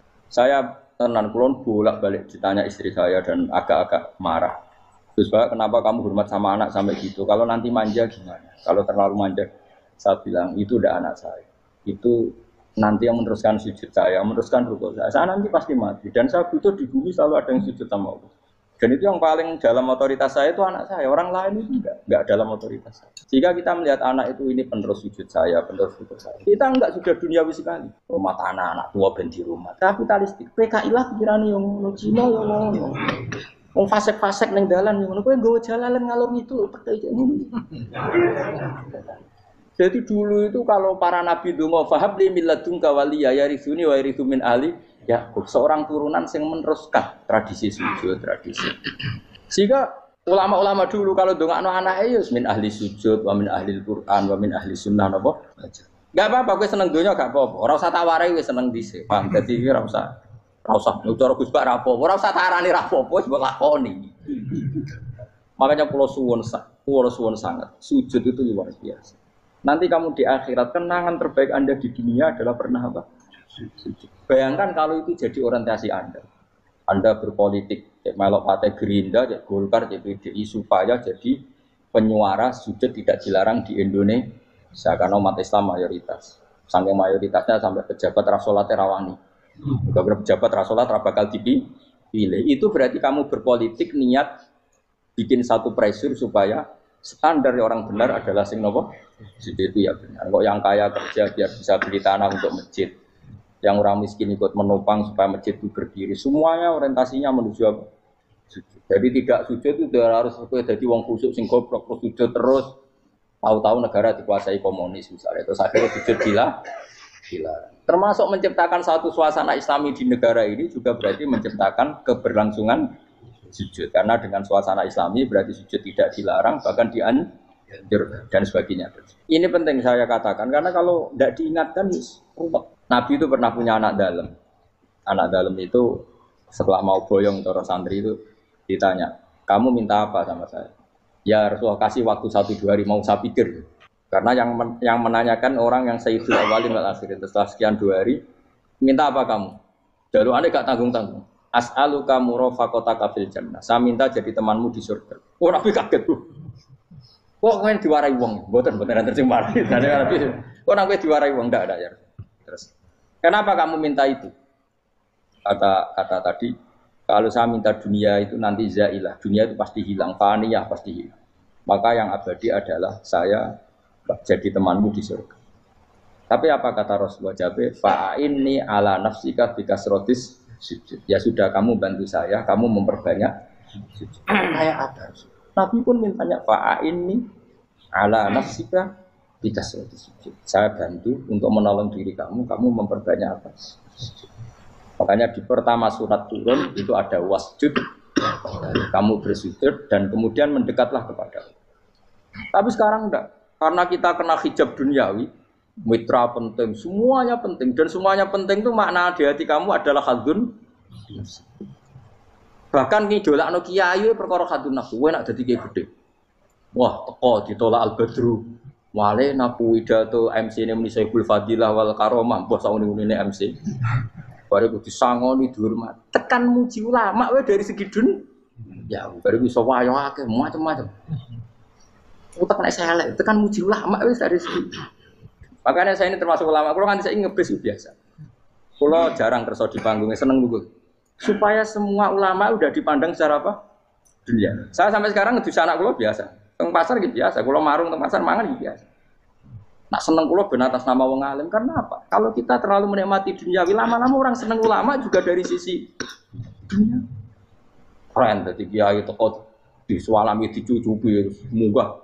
Ya enggak apa-apa itu enggak dosa sebenarnya, tapi takut saya utek elek-elek ini ngidolakno perkara duniawi, show-nya itu lho, Pak. Jadi wong ini tak pikir teko ngaji bar wis warmu paham karmu ora karep. Mulan ngarep ora ngaji karmu. Sing rugi kowe ya aku tenang ae aku. Ben orang itu latihan ikhlas, napa? Latihan. Lho kadang gitu protes be tiang-tiang. Gus, jenengan sekali-kali nak tidak tak derekno kok umum. Aku itu tidak mengharamkan itu meneh kula dereng tuwa. Dereng haji malah turun, topa meneh. Dalane ra roh dereng kiai malah ngel-ngel wong. Ngurusin tahu tak kon derekno ning kota, tak kon sepeda motor kan terno ning gone Malibu. Dalane ora roh malah nerang. Lha kene dalan akhirat ora roh donya ora roh sing ora iku apa. Lah takoki wong ijo urip. Dalan donya ora roh dalan akhirat ora mbok roh iku apa. Repot. Jadi kenapa saya tidak mau, bukannya menolak, saya senang kalau kiai-kiai terhormat, senang sekali. Saya senang kalau ada ulama dihormati, karena supaya jadi tradisi ulama itu terhormat. Tapi jangan semua ulama mau dihormati, nanti lama-lama jadi siklus. Tekan mencintai kiai saja karena fasilitas. Gue senang jadi imam masjid akbar, masjid Istiqlal, imam besar. Senang mergo kenal presiden, datang dikawal. Senang jadi sudes, wah keren, sholat ngarepe Ka'bah, teko dikawal askar. Ya kalau senang karena itu kan berarti menjadi dunia. Itu sirinya kenapa Rasulullah ketika ba'da Fathi Mekah sudah menguasai Mekah, sudah naklukkan Mekah Madinah. Nabi itu satu hari itu biasa. Mau sarapan saja kadang nggak ada yang dimakan. Tanya ya Aisyah apa saya bisa sarapan? Enggak ya Rasulullah. Ya sudah saya tak puasa. Supaya tetap terkontrol bahwa umatnya mencintai beliau bukan karena kebesaran. Itu Rasul. Itu setelah periode Mekah loh, jangan kira itu periode Medina. Apa? Itu periode apa? Medina loh. Periode yang setelah Nabi punya segala. Tapi Nabi tetap seperti itu. Kenangannya Aisyah sebagai istrinya apa coba? Dia cantik, cantik sekali. Aku tahu dia jal turu ngarepin Nabi terlentang. Ya Nabi tetap sholat. Nah beliau sujud sikilku tak ingkret no. Nah beliau ngadeg tak lonjoro meneh. Jadi Aisyah wa ana muqtaridotun bene adi turu terlentang. Jadi cara ya sudah terlentang. Mau Nabi nak sholat suwi dia tetap sholat. Tapi itu bojo ayu orang ngerasa sholat. Bojo elek ora sholat ngono. Bojo elek ya amen junub ngono. Kowe ora kena go contoh kasus itu wong kasus. Kowe di bojo ayu prawan turu karepku sida sholat ora bos misale lho. Pemene wong jegoten wae tambah over. Mustafa kalau orang nyek jeboten liyane ora usah tersibuk. Mergo nang nyek wong akeh dosa, nang nyek wong sitok ora. Misale dosa tak hitung mau ke sore. Aku nyek dosa sitok, mulang ganjarane 10. Cek susu piro? Cek surplus orang dagang cek. Cek badi. Iku enak adekne ra ikhlas. Ora ikhlas aku yo ora ikhlas ilmuku, malah lara. Malah neraka ping 13 sebenarnya. Makanya ini dipikir, ya, saya ulang lagi, harus dipikir secara matang-matang bahwa kita tidak boleh terlena oleh kehidupan dunia. Menjadi bodoh kan Anda minum teh, kemudian anak Anda jatuh di pinggir Anda. Paham? Nah sekarang menyangkut mukjizat. Ini masih tentang ayat ini. Nanti sampean tahu logikanya. Tak bedain, tidak jawab satu-satu aja. Karena iman sarannya harus tahu. Fa'lam. Fa'lam itu tak tahu. Fa'lam annahu la ilaha. Ketika sekarang telur, saya memberitahu misalnya, Gen, telur ini udah titik, cara kowe mungkin telur. Ayo jawab satu-satu. Mungkin kan? Tapi pertanyaannya, saat telur menjadi pitik kemudian mungkin, dan ayam ini bisa terbang, bisa selingkuh, bisa punya anak turun, itu menjadi mungkin itu kan kamu pun tidak ikut menciptakan. Ikut gak kamu menciptakan telur menjadi ayam? Tidak kan? Kan di luar kudroh kamu, di luar kemampuan kamu. Tapi kamu bilang itu mungkin. Ada onta yang buting, yang sudah hamil sudah. Kamu bilang nanti onta ini mau punya anak dan anaknya nanti bisa jalan seperti induknya. Kamu katakan apa? Mungkin. Tapi saat Anda katakan mungkin, Anda ikut menciptakan enggak? Enggak kan? Tetap itu kudrohnya Allah. Tetap itu. Maka para nabi itu tidak tahu bedanya antara onta yang keluar dari indukannya dan keluar dari batu. Itu syaratnya jadi nabi, syaratnya jadi wali. Nah, saya kira orang nabi. Makanya Nabi Soleh ditakoki, bukti nak kudrohe pangeran itu. Lah kamu minta apa kata Nabi Soleh? Silahkan ada onta keluar dari batu itu. Nabi Soleh bisa. Dia tenan terus onta keluar dari batu. Terus kaumnya gawok. Wah kok hebat tenan onta metu kok batu. Jadi Nabi Soleh, ya padha karo onta lahir kok indukane. Bedane apa? Yo beda. Lah bedane apa? Metu kok watu kok ya ora melok gawe. Metu kok indukane ya kowe ora melok gawe. Bedane apa? Tapi utakmu kena hijab, utakmu niku ana bedane. Cara nabi-nabi ora roh bedane. Lah kula termasuk warasatul anbiya ya ora roh bedane cara. Waras utek kula niku waras. Lho lha yo misale kowe cara iman seperti itu yakin dadi wali. Wes amatir-amatir lah, wali swasta lah. Pokoknya sudah siap. Jadi manusia itu lucu, sesuatu yang dia pun tidak bisa. Iku sok bedakno. Kalau telur menjadi ayam mungkin. Sapi keluar dari indukan mungkin. Biji padi menjadi padi besar mungkin. Tapi nak watu kok jadi biji padi mukhal. Loh saat yang dikatakan mungkin-mungkin itu apakah manusia ikut memberi? Tidak kan? Ikut menciptakan? Harusnya kan tetap bilang, yo aku menyaksikan itu karena ada kekuatan X yang menciptakan itu. Harusnya dia kalau mau konsisten kan, saya tidak bisa menciptakan telur jadi ayam, tapi ada kekuatan lain yang menciptakan. Dan saya tidak bisa. Jadi telur keluar dari ayam ya kita tidak bisa menciptakan. Sapi keluar dari indukan ya kita tidak bisa menciptakan. Termasuk untanya Nabi Soleh yang keluar dari batu besar kita. Makanya semua Nabi itu tidak tahu bedanya. Itu bedanya Nabi sama enggak Nabi. Makanya Nabi itu tenang ya, masyhur. Ketika perang Khandaq, Nabi itu kelaparan. Kemudian Jabir datang, ya Rasulullah, istri saya menyiapkan makanan untuk orang 6. Karena kambingnya hanya kecil. Maka hanya orang 6 saja yang kau boleh datang ke situ. Tapi Rasulullah dengan santainya, ya ahlal Khandaq. Padahal yang ngeduk Khandaq itu sekitar 3.000, ya ahlal Khandaq. Halumu ilayya yuk ke Jabir. Karena Jabir sona atau aman, bikin makanan untuk kalian. Itu 3.000 orang. Wah Jabir dimaki-maki sama, sudah bilang untuk orang 6 Nabi, ya apa-apaan orang banyak. Itu mesti tidak cukup, kita mana. Nabi santai. Bilang ke istri kamu, Jabir jangan buka makanan itu kecuali ya, pakai Nabi matur teng pengiran. Gusti ini cukupkan untuk orang banyak. Sama Allah di ACC ya terus cukup. Karena bagi Nabi, Nabi tahu betul. Sekarang ketika beras menjadi beras, apa dalam kudroh kamu, dalam kemampuan kamu, enggak kan? Ketika sistem tubuh kita makan kemudian jadi kenyang, apa dalam kemampuan kamu? Kue muni mangan maknane sego bolebokno mulut, terus kue darani punya kemampuan makan. Apa setelah itu kamu mengendalikan sistem saraf kita, sistem urat kita? Enggak kan?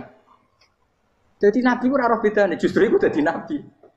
Karena dia enggak pernah terjebak, Nabi enggak pernah terjebak oleh yang pilih. Makanya cara pangeran wa ma min dabatin fil ardi wala ta'iri yatiru bijanahihi illa umamun amsalukum. Ketika orang kafir minta bukti kudrohe Allah iku apa? Kanjeng Nabi didono manuk. Lah manuk terbang bukti kudrohe Allah. Ya biasa mat manuk terbang, wis suwe nak manuk terbang. Bukti kudrohe ning ndi? Iku tekek wis emper. Lha bukti kudrohe ya kowe ora iso gawe kan? Tapi maksudnya wong kafir bukti kudrohe pangeran ku gawe unta kok watu. Lah bedane apa mau hale unta kok watu ambek kok indukane? Bedane apa jajan? Wong ibuke unta ya ngrasa gawe. Apa ibuke unta bisa menciptakan anakan unta? Kan enggak bisa juga. Manusia juga ada.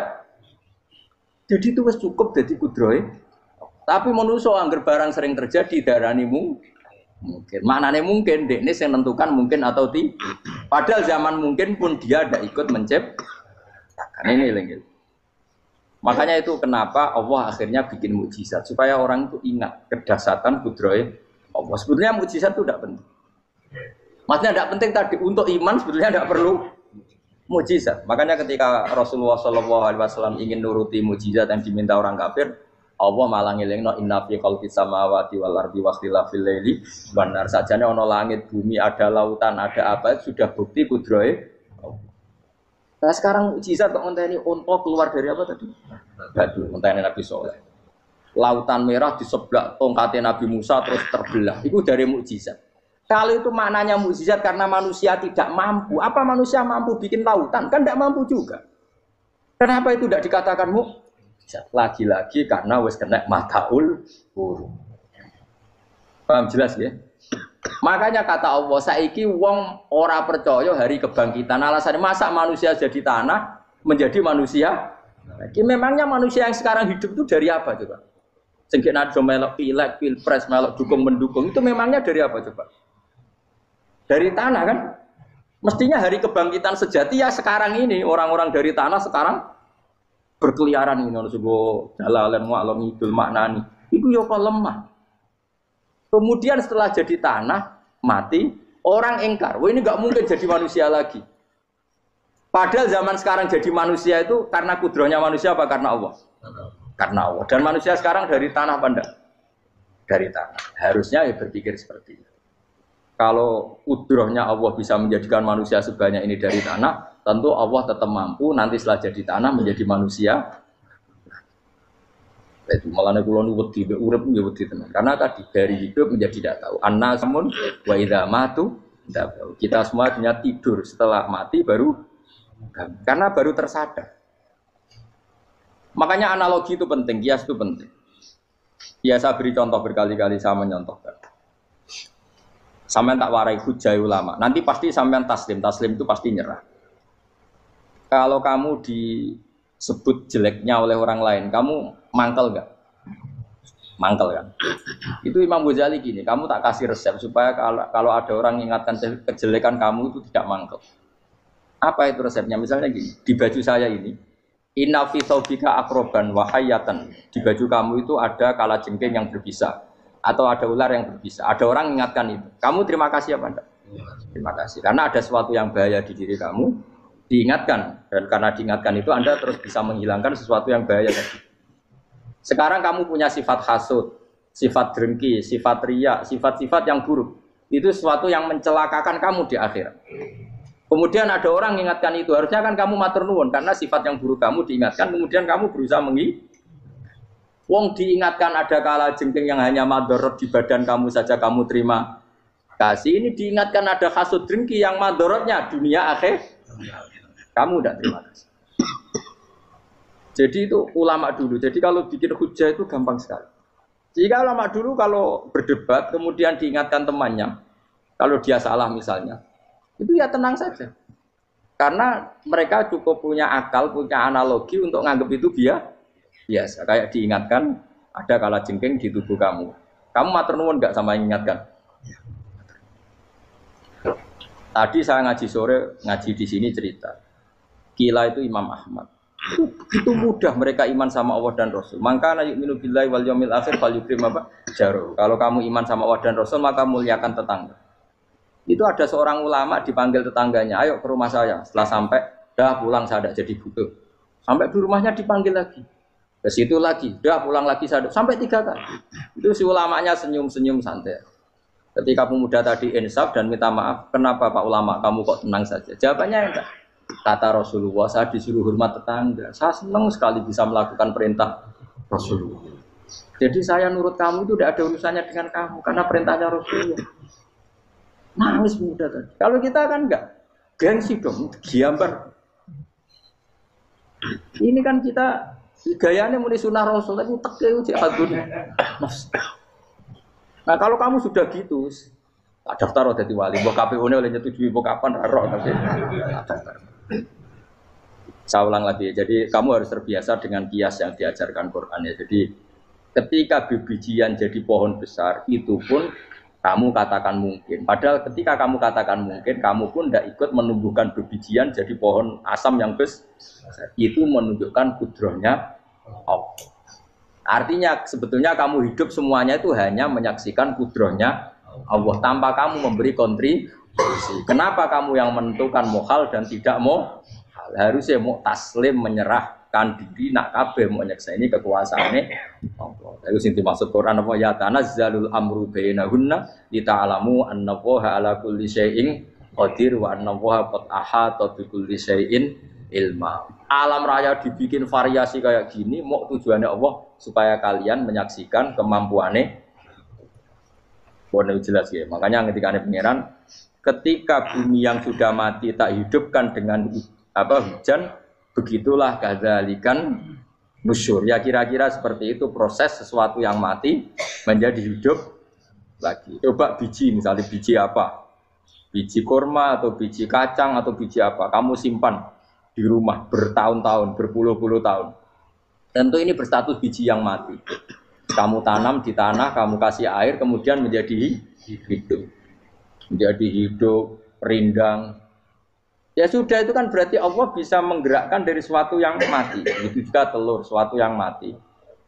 Tapi kalau kamu bilang, tapi di dalamnya itu ada zat-zat yang hidup, itu pun tidak kamu yang menciptakan. Susah ya, apa sih ngakoni nak iku kudrohe Allah. Lah anak kowe ngakoni kowe gak mampu kemudian iku kudrohe Allah, tentu kematian kita selamati pun dalam kudrohnya bisa bangkit lagi. Makanya Allah menutup kadzalikan nusyur. Begitulah. Begitu juga menyangkut umur. Kalau kamu dijaya, harusnya kamu minta dong tidak mati terus.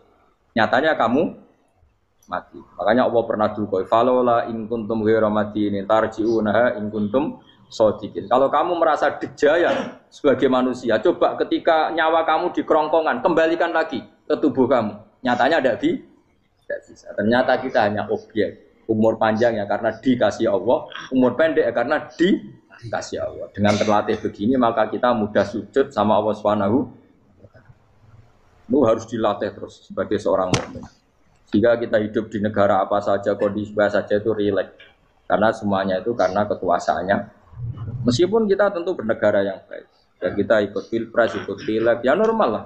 Bertetangga yang baik, apa saja yang baik. Tapi semuanya itu kita menjaga konstitusinya Allah. Sampai be tonggo senane masjid kene enak.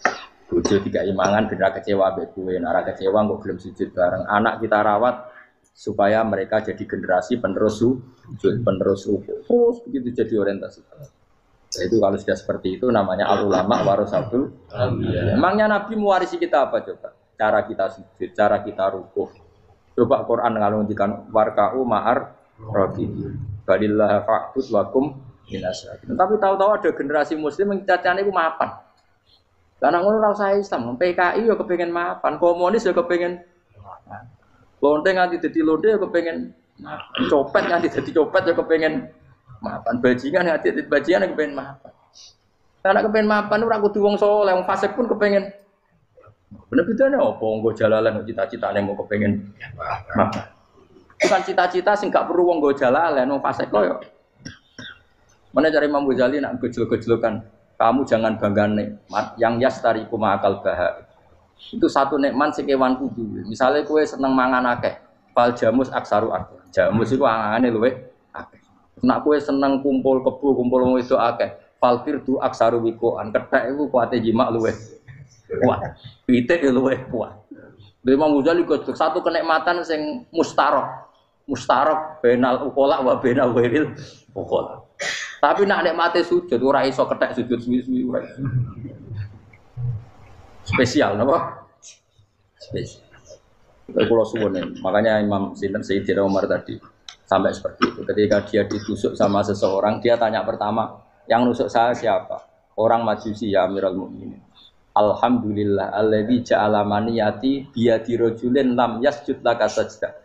Yuhajuni biya yaumal qiyamah. Jadi itu penting. Artinya satu sujud pun sudah menjadikan kita berhak masuk neraka. Ya tentu yang ikhlas. Nah ukurannya ikhlas itu gimana ya? Pokoknya sujud. Ada kepen buswarga ya rapati ikhlas. Kepen dadi wali ya ora ikhlas. Terus piye ya ora ono carane. Ikhlas ora usah cara. Mau ikhlas maknane murni. Nah ono carane malah ora Jadi mau ora sudah daftar wali, kena kepen sujud dadi wali ya ora ikhlas. Pomene nak dadi wali terkenal terus sing sowan akeh salam tempel akeh tambah ra ikhlas. Lan cara gojlokane bapak kula kan. Bapak kula nanti kula tangkut. Ada orang tertentu kok terkenal wali, terkenal sekali orang. Tak tanya Bapak, jenengan mboten kepengin dadi wali seperti itu. Jawab Bapak lucu. Jadi ini wali kepengen gak disayang pangeran, tapi dadi koyo iku ora kepengin. Bapak saged. Lah wis dadi kula dadi salam tempel. Engko nang opahe mau ikut tok. Saking ikhlasnya Bapak. Sekarang seseorang jadi terkenal kadang kan terus dikonversi orang sowan ngasih. Dari Bapak. Lah nek dadine donya ngono tok ora kepengin. Dino duwe akeh. Tapi nak dadine wali mergo disayang pangeran aku kepengin. Tapi nak terusane mulya niku gak kepengin. Maksudnya enggak kepengin enggak boleh jadi orang. Aku yang manusia jadi kadang aku pengen wah jadi kiai top. Saya metu ke mobil di apa, suang visuali, sono sing tiba-tibaan seru, no. Kerennya apa di hidup pause, hidup sopan, serah keren kisahnya. Maksud pulau ini saya tetap senang ada kiai terhormat itu sangat senang. Cuma jangan semua ulama seperti itu. Nanti ono wong kepen dadi ulama saja karena nilai-nilai enak itu dia. Saya itu yang nggak suka. Maksudnya nggak suka kalau ada orang seperti itu. Makanya maksudnya generasi yang melihatnya seperti. Tapi kira usah gede. Misalnya ulama kayak pulau kabeh terus gak keren. Terus akhirnya orang wong kepen dadi ulama. Berkau dadi ulama itu mau kancane rugen. Bagus banget mau kancane rugen. Untuk apa? Iku terus ra ono generasi ulama itu salahno pangeran. Lan sing mulya ki monggo, sing koyo kula ki monggo. Biasa mawon mboten dunya. Cara oleh sing koyo kowe mau, kowe dadi wali ora jelas, alamate ora jelas, kriteriane napa? Ora jelas. Tapi ora jelas iki barokah. Barokah ora jelas itu dadi ikhlas. Nggih, ora jelas itu napa? Jadi kula suwun ya. Pokoke kula suwun sangat. Apa yang kita lihat itu seringnya menjadi kita bodoh tadi. Kita melihat teh karena fokus menjadi menterlantarkan apa? Anak-anak sampai jatuh. Sama kita melihat dunia ini berlebihan sampai enggak ngerti pentingnya akhirat itu al-kumut takatsur. Kamu disibukkan memperbanyak urusan dunia dan sibuk kami itu hatta zurtumul maqabir sampai mbok go matek gampangane terjemahan bebas e. Mak pangeran nabian dikasano alus sampai kowe tekoni kuburan terus kala saufa tara. Tapi kamu nanti tahu apa yang penting zaman kamu di dunia. Setelah kamu tahu ternyata kenangan terbaik di dunia adalah saat kita sujud, saat kita munajat, saat kita ngekei yatim piatu, saat kita mulang, saat kita berbuat baik. Tapi nak ngertimu itu terlambat setelah di akhirat, pas dia ngerti latarawunnal jahim, pas wae mlebu. Makanya harus ngerti dari sekarang. Lalu Allah sering ngendikan ilamu annamal hayatud dunya lah itu dingertikan sekarang. Karena kalau ngertinya sekarang, insya Allah tidak terlambat. Tapi kalau ngertinya nanti, pas ngerti, pas latarawunnal, pas ngerti, pas saya mutlak. Itu yang kita ada ini. Buat terus nol. Wama yastawilan ora podo pala boroni apa segoro. Manane dua mata air atau dua air, dua kelompok air, dua sebakron ora kudu segoro, pokoknya dua jenis napa? Air. Cara bahasa Arab disebut napa? Fakhr. Hada utawi iki ku adbun. Iku banget napa? Adbun itu banget tawar iki. Nah cara mriki napa gitu. Tawar ya. Nggih. Furatun kang banget manise atau banget enake. Syadidul ubah terus banget manise. Air yang murni yang mineral itu kan ada manis-manisnya memang. Jadi wong Arab nak darani ya memang agak apa? Manis. Saegot ro ingkang glender apa sarubu ngombe iki lama, syurbu. Diombe ya enak glender. Tapi wahada utawi jenis air sing liya iku milkon iku asin udatun banget asine. Sadidul maluha, muluha itu banget apa? Asin. Diombe ra enak wasin terus ning tenggorokan wis ra enak. Ya begitu juga otak manusia, ono sing cara berpikir itu enak terus nyaman. Ada yang cara berpikir wis bulat no? Bulat. Ngomong wis profesor, wis doktor, wis kecelok kiai mubalek. Uang itu penting di dunia. Lah uang penting mangger wong kaya roh. Cah cilik nganti nangis njaluk dhuwit mergo ngerti nak dhuwit iku penting. Aneh-aneh. Copet nganti nyopet mergo yo ngerti nak dhuwit iku. Profesor wis ki ngomong dhuwit iku penting padha bar usah profesor usah rodol. Aneh-aneh. Lu terlalu lu jogeman. Cuman kok semeneh duit iku penting Brono. Biasa wae. Mun amal tambah mboten penting Gus, penting banget aku tahu. Pasti ngomong ngono biasa wae. Ya pancen tenan duit penting biasa ora usah bawa ngomong. Wis ora agar wong sembrono. Maksud kula latih lah ngomong yang penting fid dunya wal akhirah. Ngomong sesuatu yang manfaat kita fid dunya napa wal akhirah. Ya misalnya wau sujud, taat, nglakoni kebaikan. Lan kula pernah ditanya, Gus menurut kacamata agama kalau seperti jenengan suka Papua bagian dari Indonesia alasannya apa? Ya karena Papua itu ardu wa buminya Allah. Jika kalau bagian dari Indonesia kalau kita sujud di sana gampang, masuk ke sana tanpa imigrasi dan kita suka di sana bebas bagian dari Indonesia bisa sujud bisa. Kalau saya ditanya, boleh gak Gus mahasiswa kita sekolah di Jerman? Menurut saya boleh, baik saja. Jerman juga buminya Allah. Kalau ada orang Muslim di sana, semua buminya Allah biar ada yang sujud. Ya sudah gitu. Jadi kita sebagai kiai ngomong, nggak usah kiai malah ngomong biar maju, kamu maju nguasai itu. Itu sih ngomong ben menteri. Kiai ora usah ngomong ngono, Pak. Nah kadang kiai ini malah ngomong ngono. Kok jadi menteri ora usah jadi kiai. Mana aneh. Biar menguasai perdagangan internasional ya kok jadi menteri keuangan ora usah jadi. Nah, nabi ulama itu harus satu nabi nak dulu dunia ngono to. Al bilad biladu wal ibad ibadu. Fa nama asota khairan fa akib. Ya jenenge negara kabeh pangeran, kabeh bumi pangeran. Kowe ning dhewe anggere iso nglakoni apik ya lakon. Iku nabi. Ulama warasatul ulama kok melok ngomong penting kita ada yang di Cina di Jerman supaya punya komunitas internasional. Iku sing ngomong ben menteri luar negeri ora usah melok ngomong.